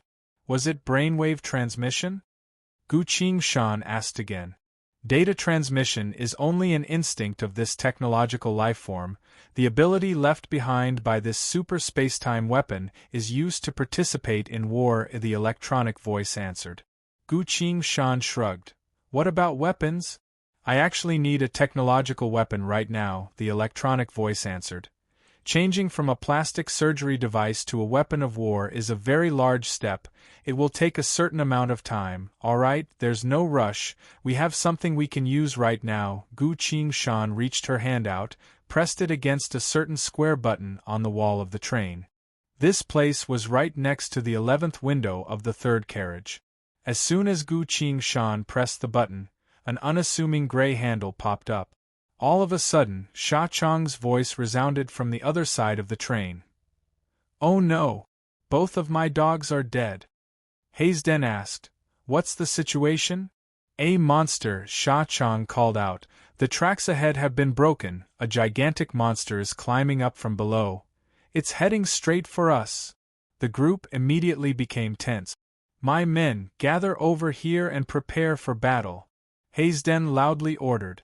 "Everyone, prepare for battle," Guyan also said. Sha Chang dejectedly said, "We can't, that guy is too terrifying with our current state." Hayesden angrily shouted, "If you want to be eaten then go ahead, we're going to fight." Sha Chang finally regained his composure and called out to the evil creatures. "Everyone, prepare to fight to the death." On the other side of the train, Su Sher grabbed Gu Qingshan's hand and looked at him. Gu Qingshan gave her a reassuring look. "It's fine, just as you said, knowledge can change one's fate." He grabbed the gray handle with his other hand and pulled it back. Crack! Rumble, rumble, rumble. The entire train began to shake intensely. A flash of light shot out from the train and scanned through everyone. A second later, a cold and metallic voice resounded from inside the train. "Frowny face, self-assessment in progress. The self-assessment complete, integrity, 87%. Detected possessor of the Starlight bloodline. Detected a great threat approaching this train. Engage the enemy in 1 minute. Entering combat state. Await further orders." The voice faded away. A line of rapidly disappearing numbers appeared in the darkness above the train. 1 minute. Time was quickly passing. Gu Qingshan squeezed Su Sher's hand and said, "Shui, it's your turn." "Ah? Right, I'm the possessor of the Starlight bloodline, but what should I do?" Su Sher asked. Gu Qingshan recalled the various functions of the train in her mind and replied, "You authorize me to use this train." Su Sher reacted and asked, "You want to use it to fight?" The ground began to shake. Faintly, the sound of heavy footsteps could be heard heading towards this direction. "The only ones here who understand technology are you and I just received the blueprint of the train's functions and know how to use it. Not to mention, I'm more familiar with combat than anyone else," Gu Qingshan replied. Su Sher nervously said, "Then I want to come with you." "Of course, I have a co-driver," Gu Qingshan replied. A voice then resounded from the train. "Frowny face, engaging the enemy. Final countdown of 20 seconds, 19, 18, 17, Su Shui immediately shouted, "I authorize this man next to me, let him lead me into battle. Come." "Order accepted." The metallic voice went silent. A flash of light swept through Gu Qingshan and Su Sher. The two of them vanished in an instant. The train abruptly stood up from the tracks. It reached out its two metallic hands to grab onto the tracks to prevent itself from falling. Following that, countless metallic parts quickly and perfectly combined to form a gigantic humanoid body. The metallic giant slowly stood up from its half-kneeling position. "Starlight mech has been loaded. Please select your weapon." Selection complete. The Star Sundering Sword, activate. The metallic giant drew a short metal rod from its thigh. Ong! A long streak of burning light appeared on the metal rod, continuously tearing through the void of space around it. The metallic giant lowered its body, wielded its sword, and retreated. It abruptly disappeared from everyone's sight. "Ignore that technological artifact, look ahead!" Sha Chang shouted. Everyone quickly retracted their shock and turned to look at the track. The ground was shaking more and more violently. "Engage the enemy!" Hayesden angrily shouted. A second later, from the darkness ahead, a gigantic figure abruptly leapt out. It was a monster covered in black flames with a mouth full of sharp fangs. This monster was several dozen meters tall, The lonely tracks in the darkness were constantly being melted and broken by its steps. Behind it, all things were destroyed, leaving nothing but nothingness. It was exactly like a monster from myths and legends. The monster looked down at everyone and spoke with a resounding voice. "Fresh meat, all of you are my food." Before it could finish, the metallic giant appeared from another direction. It wielded the sword of light in its hand and abruptly thrust it into the monster's chest. Chapter 1148. The gigantic metal armor wielded its sword with both hands and abruptly slashed downwards. The sound of intense wind howling filled the void of space as the star-rending sword gave off a blinding light. A flash of light. The monster was sliced in half, tumbled in the air, and quickly fell into the darkness. Everyone cheered in unison. But the metal armor simply stood still, slightly bent its knees, raised its sword, and assumed a defensive stance. A nervous voice came from the Iron Man war armor. "Hurry and run, there's a maintenance staircase on the left side of the 5th section of the track. You'll be able to leave this place by following the staircase, hurry." This was Gu Qingshan's voice, full of urging. Everyone's expressions changed.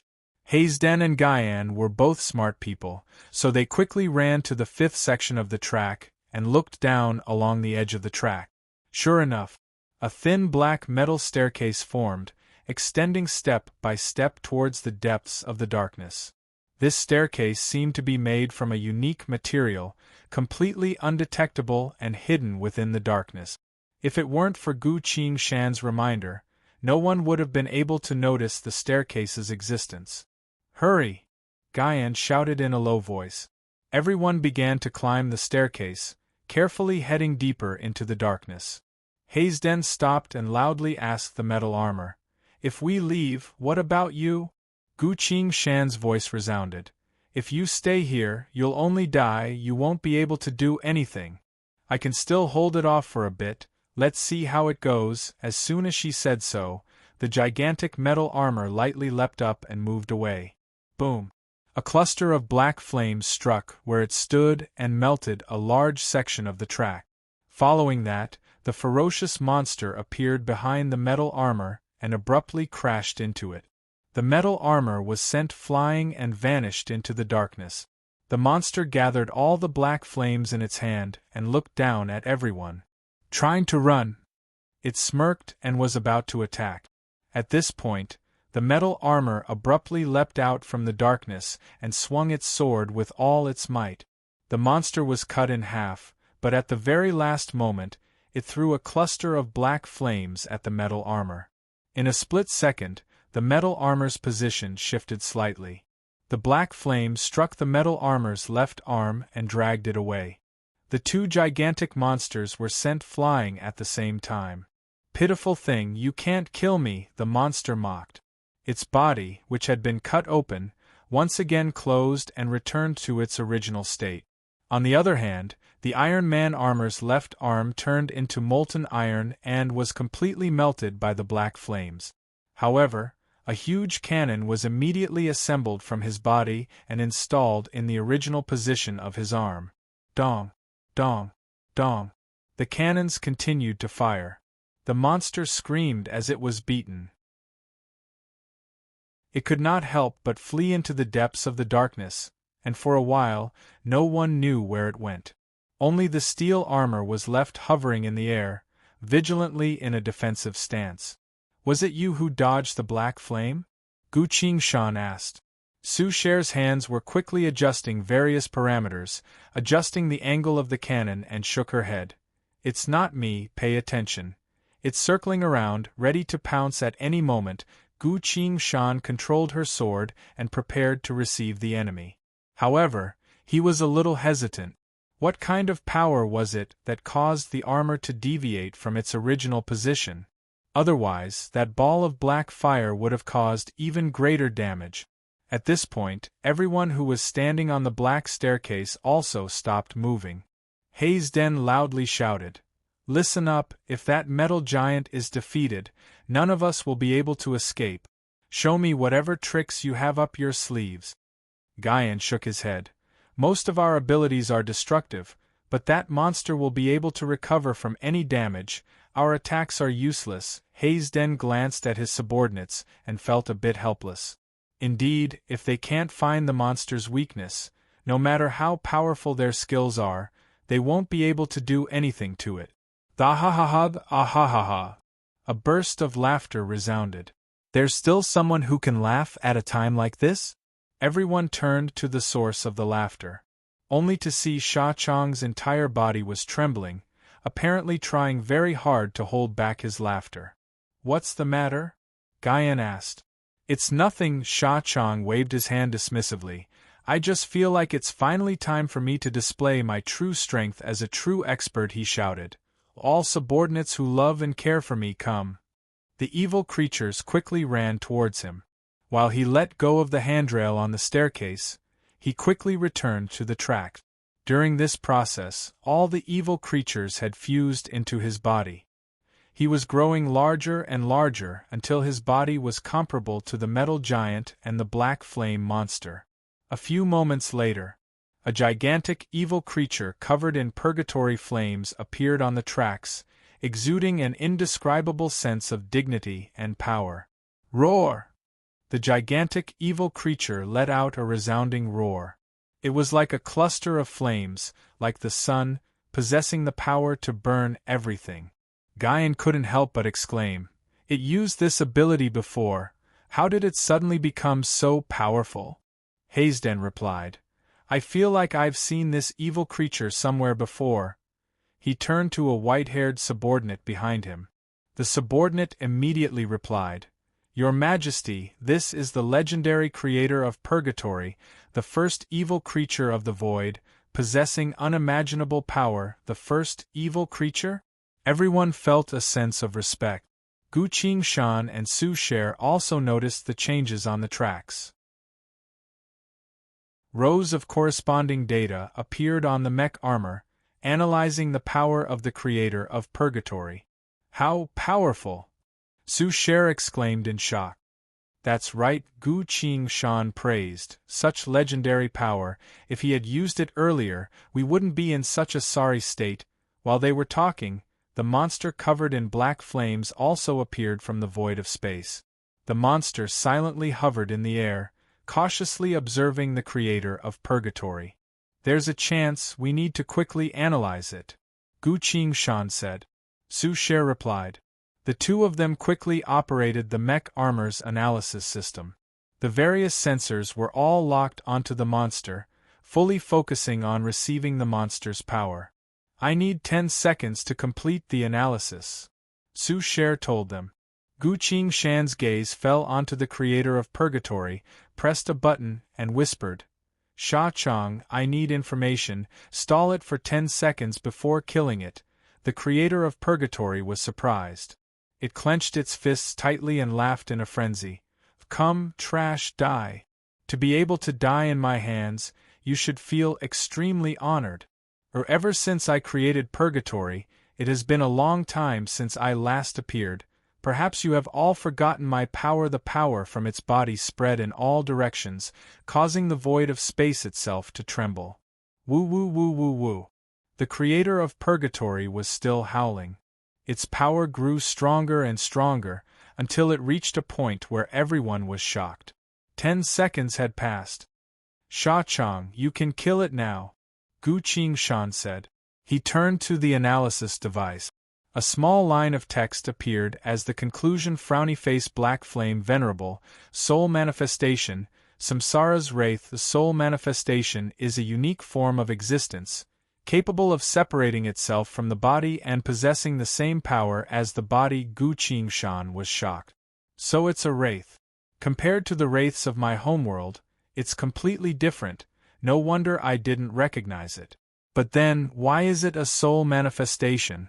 Where's its body?" Gu Qingshan's thoughts quickly turned as she said, "Sha Chang, it's a soul manifestation wraith." Immediately, the creator of Purgatory received the message from Gu Qingshan's brainwave. The creator of Purgatory's expression changed, displayed a cold grin, and growled, Death is coming, soul manifestation bastard, do you really think a soul can't be killed? The monster trembled. It abruptly turned around and quickly flew away, disappearing from everyone's sight in the blink of an eye. It ran away. Humph! Coward, you're fast!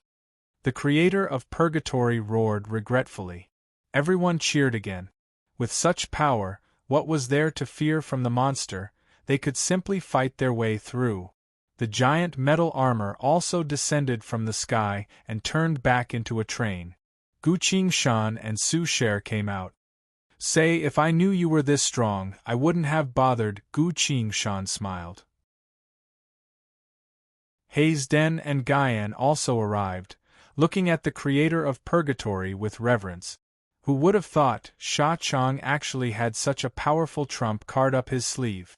From now on, who would dare to call him a fool?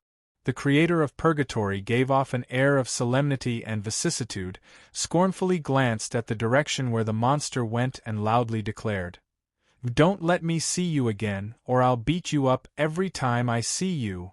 Its body slowly shrank until it scattered into several dozen evil creatures. Sha Chang once again appeared in front of everyone. It walked in front of Gu Qingshan and whispered, "Not good, that big boss transformation skill just now was fake. I can only use my presence and power fluctuations to scare people. I can't actually fight." Gu Qingshan scowled. Sha Chang continued, "Every time I transform into a big boss, I'll have to fall asleep for a while, so if there's a real battle, I'll have to rely on you." Thud! Sha Chang collapsed. It had fallen asleep. Everyone couldn't react in time. A few seconds of silence. The sound of snoring, followed by the sound of teeth grinding. Then, should we just leave it here? Guyan begrudgingly asked. I can understand how you feel, but it really did save everyone just now, Hayden replied. Gu Qingshan sighed and replied, "Just now, its presence was too overwhelming. Not only did it scare away that monster, there probably won't be any other monsters trying to mess with us for the time being. Let's take this chance and leave quickly."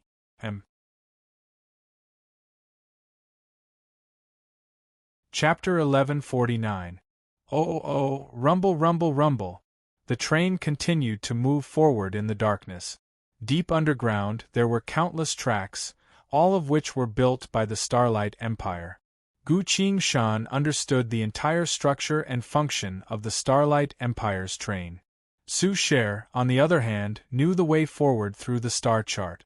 The two of them worked together to steer the train, constantly changing tracks in the darkness as they headed towards the direction indicated by the star chart. A night passed just like that. The train continued to move forward without stopping, but both of them were feeling a bit tired. Both of them were now normal people after walking for over half a day, fighting against the monsters, and controlling the train for the entire night. They were already tired. "Qingshan, I'll drive, you rest for a bit," Su Sher said. Gu Qingshan smiled helplessly and said, "Let's wait a bit longer. Around 6 a.m., the train will change form." Su Sher recalled the direction on the star chart and said, "That's true, there's no more tracks after that, it's just a void of darkness. How do you intend to get there?" "Turn into a ship. Hayden and Guyan both know how to pilot a ship, leave the rest to them." Saying so, Gu Qingshan quickly operated the control panel. The train's speed gradually slowed down. When the tracks completely disappeared, the train flew into the air and slowly turned into a metal ship. "I've rested enough." Hayden's figure appeared in the cockpit. "It's our turn now." Guyan also came in and said, "You two should quickly get some rest. We don't know what's going to happen next, so make sure to maintain your stamina." Gu Qingshan and Su Sher then left the cockpit and returned to the resting area. Hayden's subordinates were already waiting here. "Two esteemed allies, please come this way." One of the subordinates bowed slightly and said. Gu Qingshan and Su Sher were led to the dining car, where a sumptuous breakfast had already been prepared for them. While eating, Sha Chang was woken up by the smell of food, then went back to sleep after eating for a bit. "This fiend is very unique," Gu Qingshan commented. It's very strong and it's loved and respected by its subordinate." "It really is something," Su Sher said. Gu Qingshan recalled the previous incident and asked again. Schwer, when we were piloting our mechs to fight, we suddenly shifted our position, and that's how we managed to avoid the black flames. Did you really not do anything at that time? Su Cher laughed and said, Yes, I didn't move at all. Are you still worried about this matter? Yes, I don't think it's a coincidence. Mechas are highly sophisticated weapons of war. They won't move without orders. Gu Qingshan pondered, then suddenly asked, Super spacetime weapon, was it you who controlled the mech? An electronic voice resounded. It wasn't me. I'm currently changing my form, so I don't have the time to do such a thing. In that case, there was no way to find the reason. Could it really be a coincidence? Gu Qingshan's mind was racing. He suddenly took out a small piece of bone and examined it carefully. This was the piece of bone that contained the pixie's corpse before. As soon as he opened it, the pixie's corpse crumbled away. Looking at this piece of bone, Su Cher also recalled what happened at the time. She curiously asked, Qingshan, you said that you can tell how soft or hard a bone is when you hold it in your hand, is that true?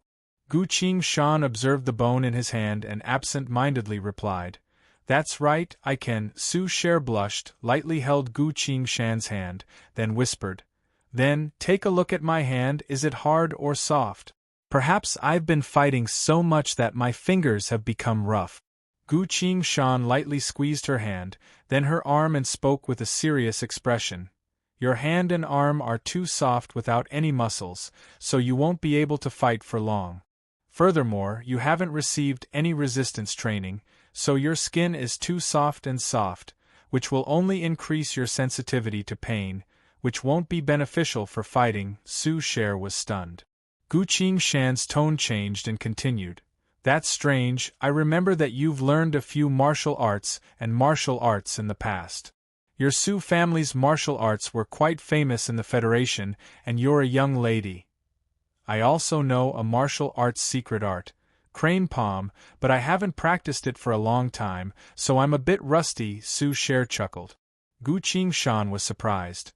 So that's why, but it doesn't matter, I have a few training methods here, I'll teach them to you when we return, you just need to practice them for a while and slowly find the feeling you had in the past in martial arts. Seeing how serious he was, Su Cher's mind went through a myriad of thoughts, then suddenly smiled. I don't need to learn martial arts anymore, because I'm a card user now, I can just use cards to fight. Her face went red again, her voice as tiny as an ant's. Qingshan, can you help me look at the other parts of my body to see if they're also not suitable for martial arts? Gu Qingshan waved his hand dismissively and spoke with a serious expression. As they say, I only need to touch your hands and arms to understand your situation. In truth, your foundation in martial arts is quite good. I remember that your martial arts were the best among your peers in the past. That's a bit unfortunate. I've also recently obtained a martial scripture. It's a scripture that a martial grandmaster from the bygone era taught me. How about I give it to you as well and you can practice it? Gu Qingshan carefully explained. I heard that even reading this martial scripture once would cause an unimaginable seed of martial power to take root in your body. Although I'm a sword cultivator, every time I read it, my understanding of power and understanding of martial arts would increase, so you must treasure this martial arts scripture. Su Cher was stunned. This isn't what I thought it would be. But it's also a bit warm. This is true warmth. Su Cher's gaze softened and softly asked, What kind of martial scripture is it? Gu Qingshan paused. When Lin taught him this martial scripture, she didn't say much, so he didn't even know its name. But this martial scripture is truly useful, it's a great help to one's cultivation, to the point where he once asked Lin if he could promote this martial scripture and teach it to someone else. At the time, Lin didn't mind and told him to do as he pleased. That's why this is happening right now. As for the martial scripture's name, I'm not sure either, the person who taught it to me didn't tell me in detail. I'll read it to you now. Make sure you remember it well. Gu Qingshan recited the martial scripture word by word, waited for Su Cher to memorize it, then told her about his understanding of it paragraph by paragraph. Su Cher curiously asked, "When do you usually recite this scripture? Doesn't it interfere with your other activities?"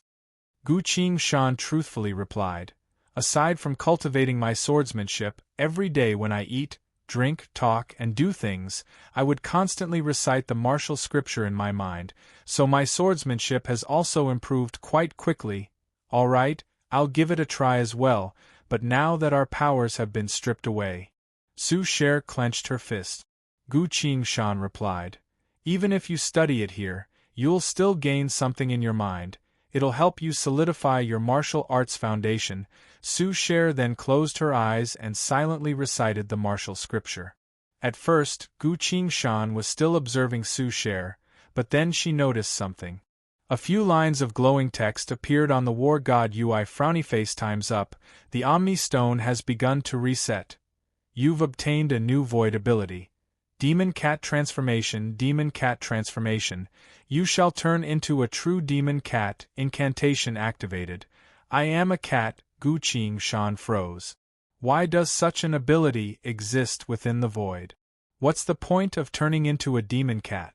Gu Qingshan hesitated and didn't activate Demon Cat Transformation yet.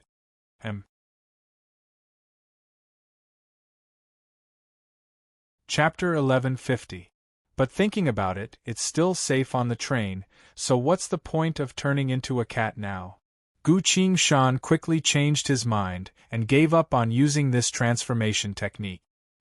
He silently looked at Su Cher, waiting for the results of her first attempt at cultivating the martial scripture. A few moments later, Su Cher opened her eyes and spoke in surprise. "When I was chanting the martial scripture, all the martial arts styles and styles I've learned before appeared in my mind. For some reason, my understanding of these styles has deepened." Gu Qingshan smiled and said, "This is only your first time. Practice a few more times and you'll get even better results." Seeing that she had gained some tangible results, Su Cher focused her mind and closed her eyes to continue studying the martial scripture. Gu Qingshan stayed by her side. Time slowly passed.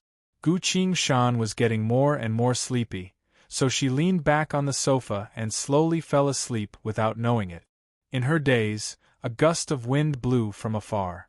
Vaguely, a voice rang in his ears. "Mine." Gu Qingshan was shocked. "Who's calling me?"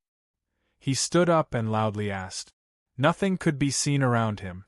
Everything felt like the bottom of a deep lake, blurry and chaotic. Gu Qingshan was being pulled by some sort of force through countless spaces at an extreme speed, arriving at a certain unknown dark place. The voice resounded again. "Bring Mai to me, and who are you?" Gu Qingshan asked. Within the darkness, streaks of light appeared. A 7-colored light. The spear. It screeched towards Gu Qingshan. Gu Qingshan abruptly opened her eyes and woke up. Indeed, the 7-colored spear, a baton. Who would have thought that it would be able to sense the existence of the fragment and form a connection with me in the dream?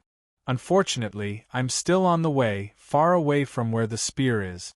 Gu Qingshan sighed and looked in front of him. He was stunned. Su Cher wasn't in front of him. Or rather, there was no one around. He was not on the train, but on a meadow in the forest. Gu Qingshan remained calm and stood up silently. Noisy voices rang out one after another. "Look, he's here."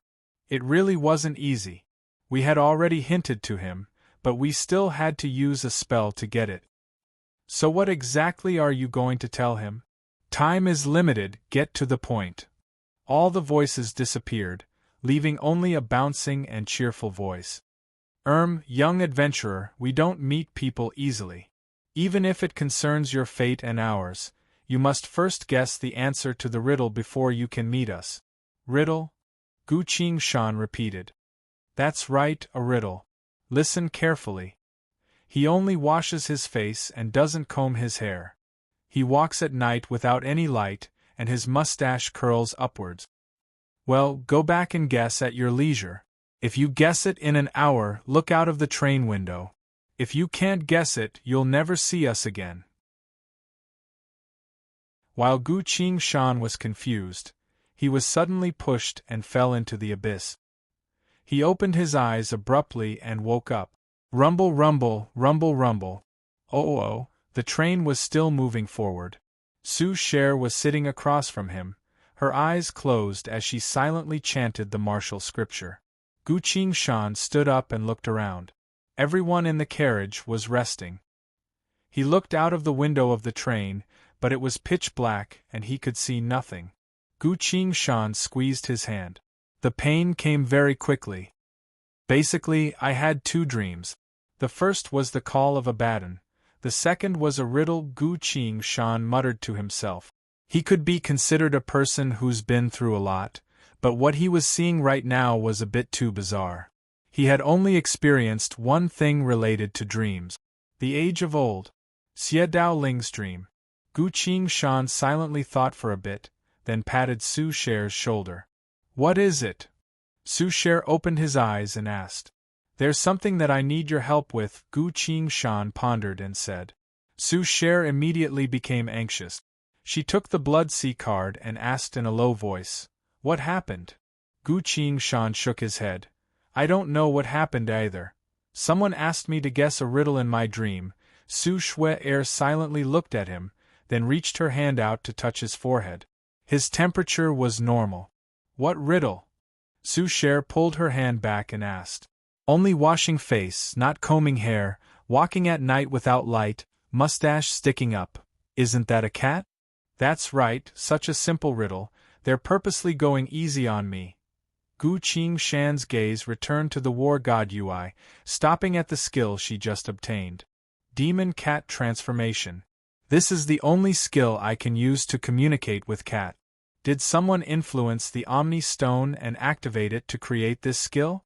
For some reason, Gu Qingshan suddenly recalled the power that pushed him away during his battle against the Black Flame Venerable. What exactly is going to happen? Gu Qingshan made up her mind and said, Shui, I'm going to start, make sure to protect me, what are you doing? Turning into a cat, saying so, Gu Qingshan chanted an incantation. I'm a cat. As soon as he said so, he quickly shrank and turned into a cute tabby cat. Su Cher was stunned, then exclaimed in a low voice, Whoa, Qingshan, why do you have such a cute skill? She hugged the tabby cat in her arms and happily smiled. Who would have thought Gu Qingshan was such a cutie? I definitely won't let you go. A few moments later. Meow, meow, meow, meow, the tabby cat hurriedly called out. It was now that Su Cher noticed that she was using too much strength that she couldn't even see the cat anymore, so she hurriedly lifted him up. The tabby cat breathed heavily a few times to restore oxygen to his brain. Su Cher said apologetically, I'm sorry, I like cats, so I've been raising cats for a while now. The tabby cat waved his paw to show that he didn't mind. He moved around a bit, then showed a contemplative look in his eyes and called out, Meow, meow, meow. Su Cher panicked. It's over, I don't understand cat language, can you speak Chinese? She hurriedly asked. The tabby cat rubbed his forehead with his paw, then pointed at the window of the train. This time, Su Cher understood. She carried the tabby cat to the window and asked, You want to look outside? The tabby cat nodded. Su Cher raised him up and pressed him against the window. The tabby cat struggled a bit and retreated a bit. I'm sorry, I was too close, Su Cher blushed. She adjusted her posture again. This time, the tabby cat was able to look outside without any worries. He looked at the darkness outside the window, but his eyes were reflecting a different kind of light. As if it had seen something too shocking, the big tabby cat's body suddenly shook violently. Pete? It's over, Su Cher muttered to herself. As soon as she said that, she regretted it and couldn't help but slap herself to remind herself. No. This isn't my cat, it's Gu Qingshan. The tabby cat turned to look at her, then pointed at the cockpit with his paw. Su Cher asked, To the cockpit? The tabby cat nodded. Su Cher then carried the tabby cat to the cockpit. Hayesden and Guyan were piloting the ship. In truth, the flight path had already been adjusted. The two of them were only staying here to stay alert to avoid any unexpected situations. When Su Cher came in, the two of them were looking at something. Their faces were filled with caution and vigilance. As soon as he saw Su Cher, Hayesden gave her something and said, "Ask Guqing Shan, what's going on with this?" Guyan added, "Because after he gained the identity of the secret dance last time, we immediately performed a strange dance, so now that he has another identity, we can't help but be a bit more serious." Su Cher received it in confusion and took a look. "Ah, so it's an alliance contract."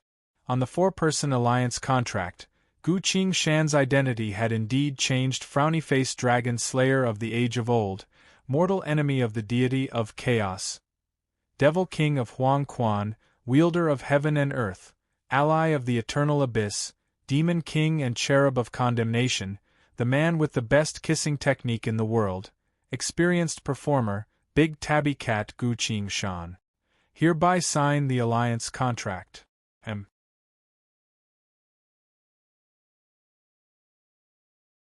Chapter 1151. Meow meow meow meow.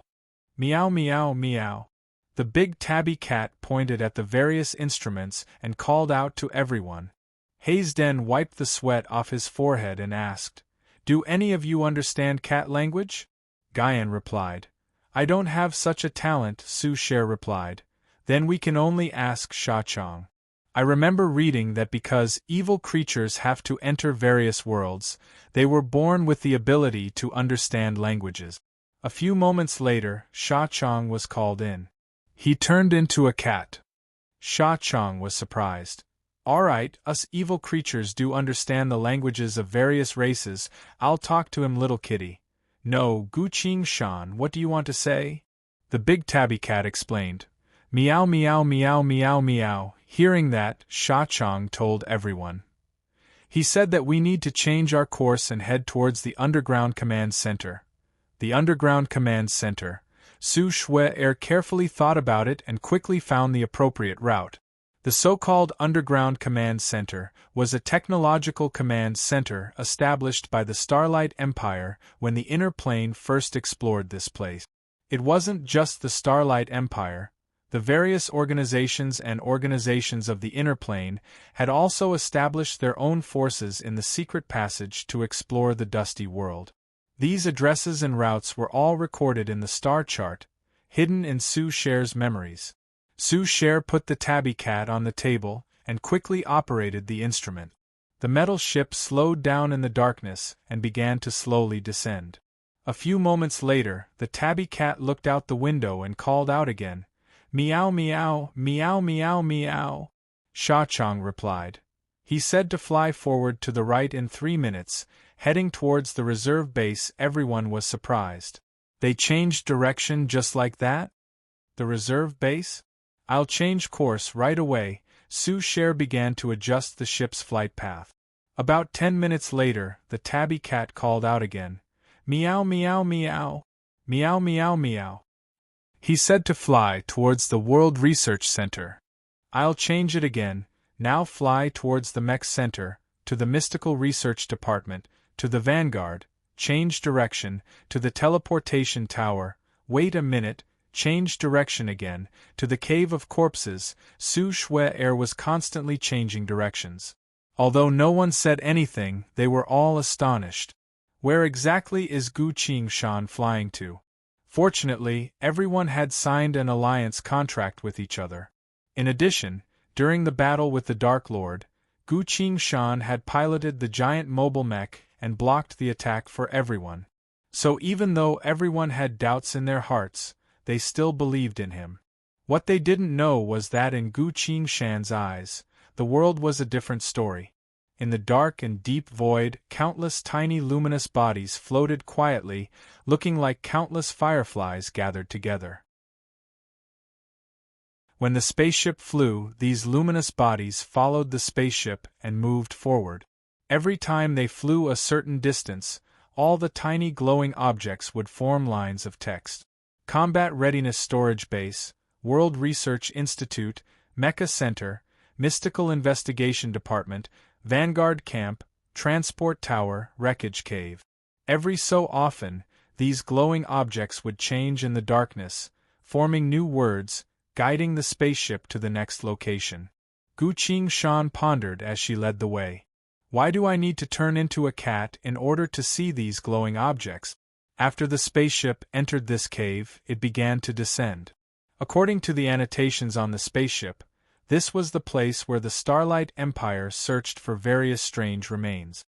It was located at the very bottom of the secret passage, a large, empty underground cave.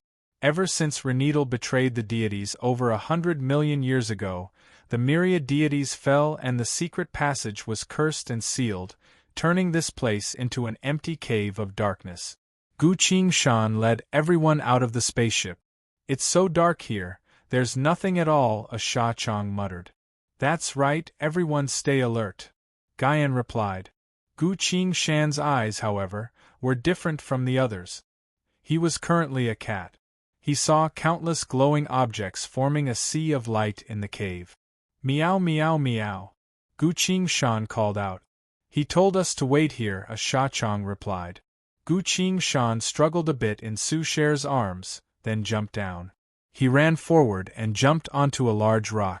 A few moments later, among the countless glowing objects, the brightest one descended and hovered in front of him. The light slowly faded to reveal a long-bearded old man about the size of a thumb. Very good, you've finally guessed the answer to our riddle and obtained the qualifications to talk to us, the long-bearded old man praised the tabby cat. The tabby cat pointed at the group behind him and asked, Meow meow meow meow meow? That's right, all of you have been stripped of your powers by the oath, so you can't see us, the long-bearded old man replied. The tabby cat pointed at himself with his paw and asked, Meow meow meow? The long-bearded old man chuckled. You've turned into a cat, so of course you can see us because cats are born with the ability to see souls. The tabby cat appeared doubtful and tilted his head. Meow meow meow? Ah yes, we are pixies, but we're all dead. We can't not die, the long-bearded old man continued. 100 million years ago, as a race that understood mysticism the most, we pixies cooperated with the deities to research the occultism of the dusty world. One day, a war between the deities abruptly erupted. This place was cursed and completely sealed off. What made us feel even more despair was that the entire secret passage had been reinforced by the oath of the four pillar gods, as well as many other powerful entities. Everyone was only allowed to use a single ability in this place. Originally, this oath was to ensure that no overly powerful power would disturb the dusty world and cause irreversible consequences. But after the secret passage was sealed, we were unable to leave and were bound by the oath of the four pillar gods, so we could only barely survive in this place. As time passed, we slowly accepted this result. After all, this place was filled with a large amount of items salvaged from the dusty world, enough for us to spend our entire lives researching the power of occultism. We were perfectly satisfied with this kind of life. However, several 10,000 years ago, something was awakened in this place. Meow meow? The tabby cat asked. Ah, it was a legendary artifact of the occultism, a broken fragment of the samsara. We don't know how it was awakened, but as a fragment of a world, there were clearly countless wraiths within it, each of them extremely powerful, gradually making us unable to deal with them. At this point, the long-bearded old man's expression abruptly changed. Behind him, the spirits of the pixies began to become restless. Many of them had already begun to flee deeper into the cave. Oh no! The long-bearded old man hurriedly said. Hurry, that thing is coming, quickly hide yourselves, we'll talk about it later. Meow meow meow? The long-bearded old man pointed at the ground not too far away and said, Tell your people to hide inside. The tabby cat turned to look, only to see countless unknown remains piled up on the ground, as well as a dusty painting. The long-bearded old man swung the short stick in his hand and tapped Gu Qingshan's body. Bam! Gu Shan returned to human form. Instantly, all the light from the fireflies disappeared without a trace. As a normal person, he could no longer see the spirits of the pixies. Gu Shan pointed at the painting and told the group, "Let's go, some kind of monster is coming, we need to hide there." On their way here, they had run into unstoppable monsters like the giant skeletal claw and the black venerable, so the last thing they wanted to hear was the word monster. And now, as they saw Gu Shan turning into a tabby cat and talking to an invisible entity in the darkness, they couldn't help but feel anxious. As soon as Gu Shan told them that she had turned back, the group immediately moved. "Isn't that a painting? How are we going to get in?" Sha Chong asked. Gu Shan also didn't know, so she led the group to the painting. This was an ancient painting that depicted people dancing and singing around a campfire. Gu Shan tried walking towards the painting. A second later, his entire body vanished. Everyone was startled and looked at the painting together, only to see that Gu Shan had appeared on the painting, waving at them. Su Sher immediately walked towards the painting. She also appeared on the painting, holding Gu Shan's hand as she looked at the group. There was no doubt about that. The group quickly entered the painting.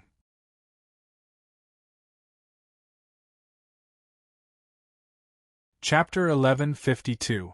The sun was high in the sky. The earth was dry. In the middle of the desolate wilderness, there was a single altar. Numerous people were circling around the altar, dancing and singing. These people looked like they were still in the primordial era, using leaves and animal hides to hide their bodies. Most of their skin was exposed, covered with strange and primitive black runes. As they danced, these black runes would also change, giving them an indescribably eerie feeling. At this point, these people were completely immersed in their dance. "They're dancing, what do we do now, should we join them?" Sha Chong asked. At this point, everyone had entered this painting to temporarily hide.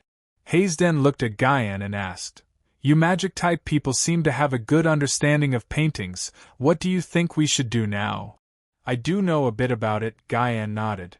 "Within the world of paintings we need to pay attention to the overall atmosphere and content of the painting, we can't do anything that doesn't fit in. For example, in a painting of a gladiator arena, you'll either be applauding as a spectator or fighting as a gladiator. If you secretly doze off in the stands, you'll soon be kicked out of the world," Gu Shan asked. "Then, we'll have to dance inside this painting?" "Indeed, as long as the majority of us keep dancing and singing, the entire group won't be kicked out," Guyan replied. All was quiet. Everyone was staring at Gu Shan. Hazen, Guyan, and Su Sher spoke in unison. "You don't need to dance." "All right, I'll run with you, we'll sing while running," Gu Shan compromised. Everyone sighed in relief. Under Hazen, Guyan, and Sha Chong's lead, the group followed the strange people and began to dance around the altar. Su Sher stayed by Gu Shan's side, monitoring him to prevent him from dancing. "You're also afraid that I'll dance?" Gu Shan whispered. Su Sher was learning the dance moves of those people. She whispered, "I'm not afraid. That dance made me sweat all over. It's very comfortable. It seems that my movements have become much faster." Gu Shan whispered, "When you were dancing, your expression was very on point. Every movement was very steady, very stylish." "You mean, I look good when I dance?" "Yes. Then why don't you just say it's nice?" "Because your movements are done well, you give people a sense of beauty. Believe me, I'm now a beginner in dancing and I can tell the difference between good and bad." Gu Shan thought for quite a while and then said. Su Sher glared at him. This person had already surpassed the realm of wood. It was as if steel had been smelted and forged into the appearance of wood, and then painted with a layer of brown wood paint. However, Su Sher still raised her chin, feeling a little proud in her heart. After all, it was a compliment. She lowered her voice and said, "Shan, Su Sher was about to talk about an important topic, when someone poked Gu Qingshan. Sha Chong. This fiend seemed a bit nervous, so he gestured for Gu Qingshan to look at where he was pointing. Interestingly enough, while they were dancing inside the painting, they were able to see the situation outside. Only to see pale white light slowly manifesting inside the cave of wreckage, illuminating the boundless sea of wreckage. A monster covered in a pale white carapace silently flew in from outside the cave. Each of its arms had 7 sharp blade-like spikes that curved behind its back in the shape of a stream. It had a bony skull with a pair of vertical pupils. At the same time, 2 ferocious monsters covered in black flames and a mouth full of sharp teeth appeared. The Black Venerable. The people hiding in the picture scroll stiffened and quickened the pace of their dance. Don't be ridiculous. A single Black Venerable was able to fight against a Starlight mobile mech and even gain the upper hand, but these were 2 Black Venerables. What caused everyone to tremble even more was the armored monster covered in pale white flames. Because the 2 Black Venerables were standing on its left and right, and both of them were extremely respectful. 3 gigantic monsters hovered above the ruins, motionless. They seemed to be observing something. Sir, the pixies seem to be hiding even faster than before. This time, as one of the Black Venerables said so, it suddenly swung its arm to unleash countless black flames that enveloped the entire ruins in a sea of flames. Gu Qingshan's group's expressions changed. The painting they were in was also caught in the sea of flames. If the painting was burned, the world inside the painting would collapse. They would either die along with the world, or be ejected from it. Being ejected would also be a dead end. With their current mortal bodies, they couldn't deal with these terrifying monsters. The black flames continued to spread in every direction, burning for a while before going out. It's useless, we're too late this time. You can't burn these things, and you can't chase those pixies out, the monster with the pale white flame said. Its voice was low and full of penetrating power, almost like a deity. The entire world could hear its voice. Hearing that, the Black Venerable quickly retracted its flames. Indeed, nothing in this ruined world was burned. Pixies are actually very easy to deal with, but they're too hard to find, the Black Venerable begrudgingly said. The monster replied, "This is the pixie's life-saving ability. As long as they want to hide, no living being would be able to find them." The 2 Black Venerables went silent. The monster then changed the topic and said, "You don't worry, after several 10,000 years, we will soon be able to put an end to our relationship with the pixies, sir." "You mean to say?" "Those guests," the monster casually said. "They came from a true fragment of Huang Quan, so dealing with souls is their specialty. The pixies are now souls. No matter how good they are at hiding against the power of Huang Quan, they can only fall into it." The monster suddenly laughed and spoke with a cruel tone. "Our Wraith realm possesses unparalleled fighting prowess, while the Huang Quan realm possesses the ability to control death and the dead. Once we reach an agreement, no one in this world would be able to stop us. Don't be hasty, the end of these pixies will soon come." The monster turned around and flew out of the cave. The 2 Black Venerables followed closely behind. A few moments later, they left. The world full of corpses was once again shrouded in darkness and silence. Inside the painting, everyone had been paying close attention to the situation outside. It was only after the monsters left that they sighed in relief. Hayesden pondered, "Are the Wraith realm and Huang Quan realm really that powerful? I recall that the Mystic Zones also had a samsara, but I've never heard of such terrifying monsters before." Everyone nodded. Gu Qingshan thought for a bit, then said, "The one in the Mystic Zones was an imitation of the samsara, so I'm guessing that those monsters just now were the real samsara." "There's an imitation?" Hayesden was surprised. "That's right," Gu Qingshan replied. He then explained the divine race's creation of the world. Everyone was shaken.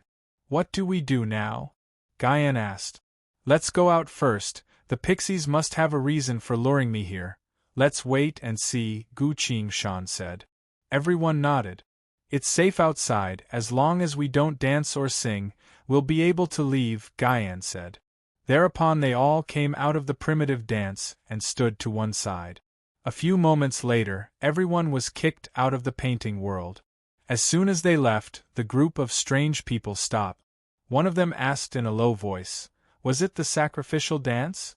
Another replied, "That's right." Another added, "I also sensed it." The fourth asked, "What now?" The fifth replied, "I'll go inform them. The rest of you keep an eye on him." "Got it." The fifth quickly ran to the edge of the painting and disappeared in a single leap. The others also formed a strange hand seal.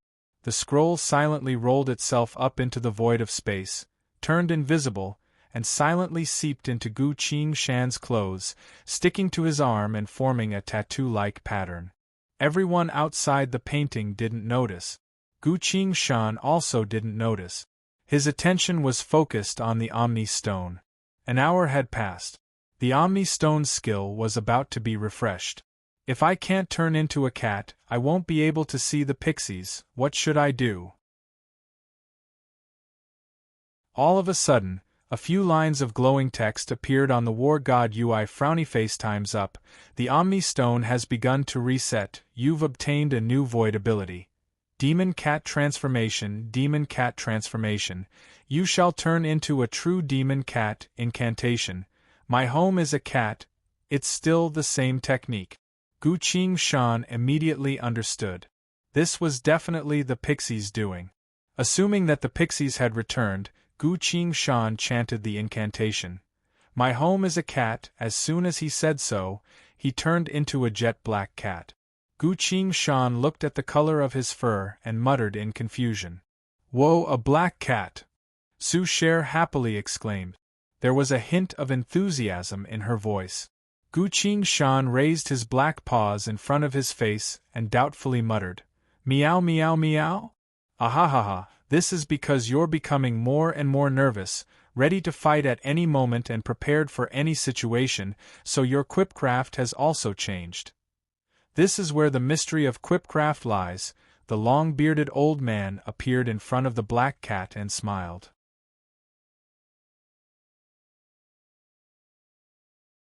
Chapter 1153.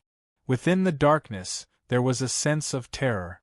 The king of the Wraith realm, Mara Heavenly King, standing in the void of space, its body was as large as Mount Sumeru, connecting heaven and earth. Wraiths of all shapes and sizes surrounded it, densely packed and distributed within a radius of several thousand miles. All wraiths were under the command of the Heavenly King. At this point, several masked cultivators were led by 4 Black Flame Venerables to the Heavenly King. The Black Flame Venerables were about the same height as the 100-meter-tall Starlight mobile mech.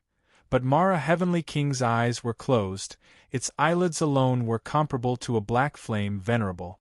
The cultivators who came from the Huang Quan fragment world were nothing more than specks of dust in front of the Wraith King. The cultivators bowed towards the great Wraith and spoke in unison. "We greet the Wraith Realm's Lord, Mara Heavenly King." The great Wraith called Mara Heavenly King still didn't open its eyes, its mouth was also tightly shut.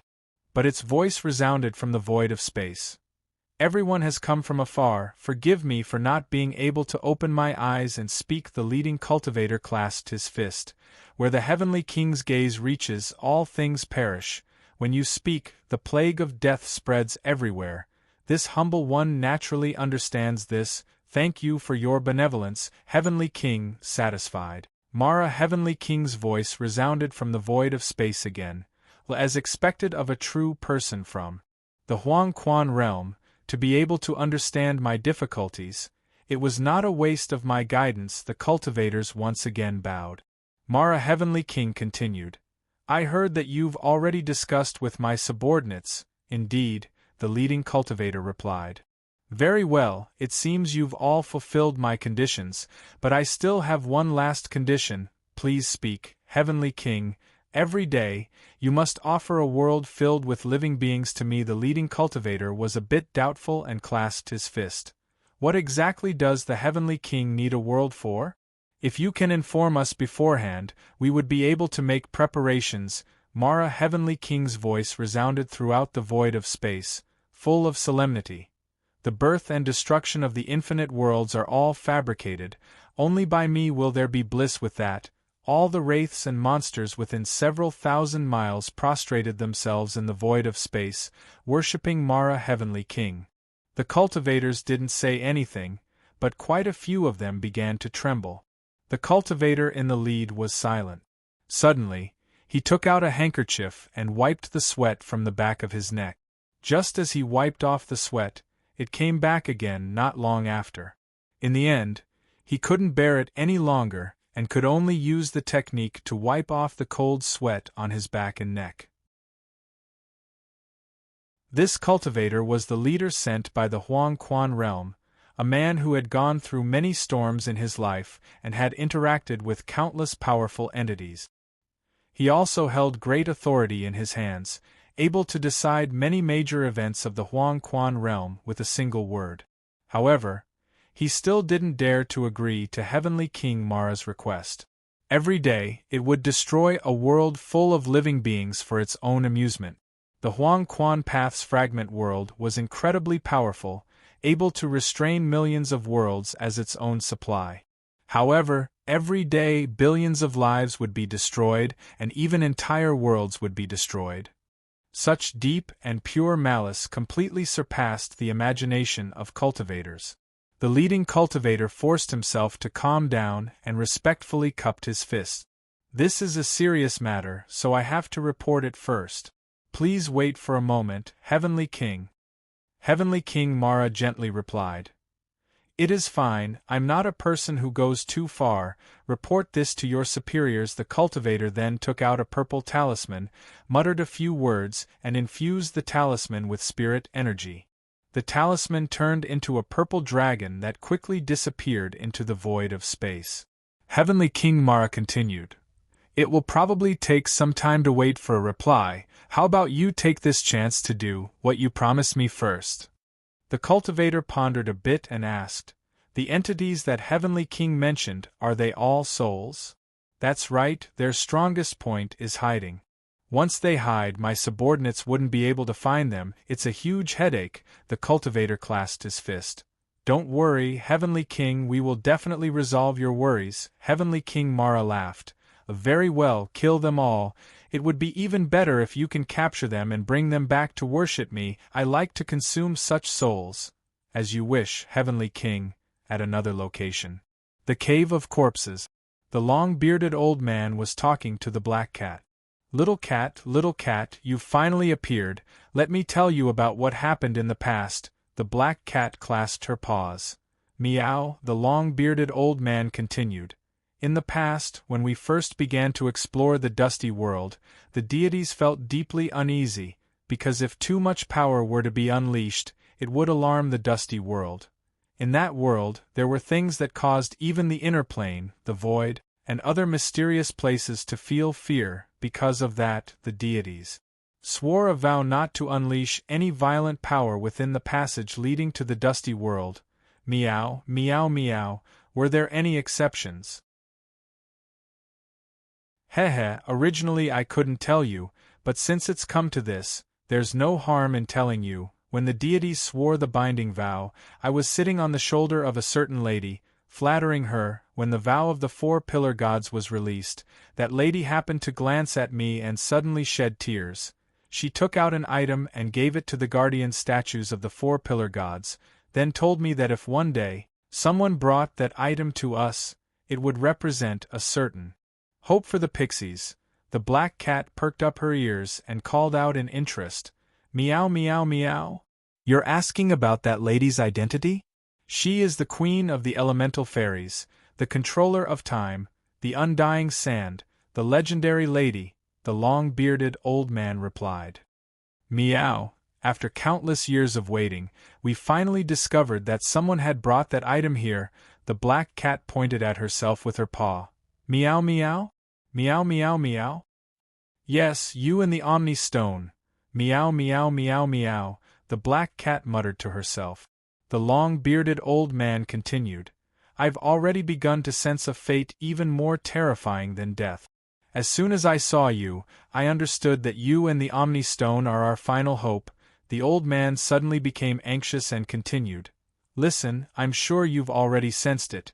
Both you and us will soon be captured and killed, our souls will also suffer eternal torment.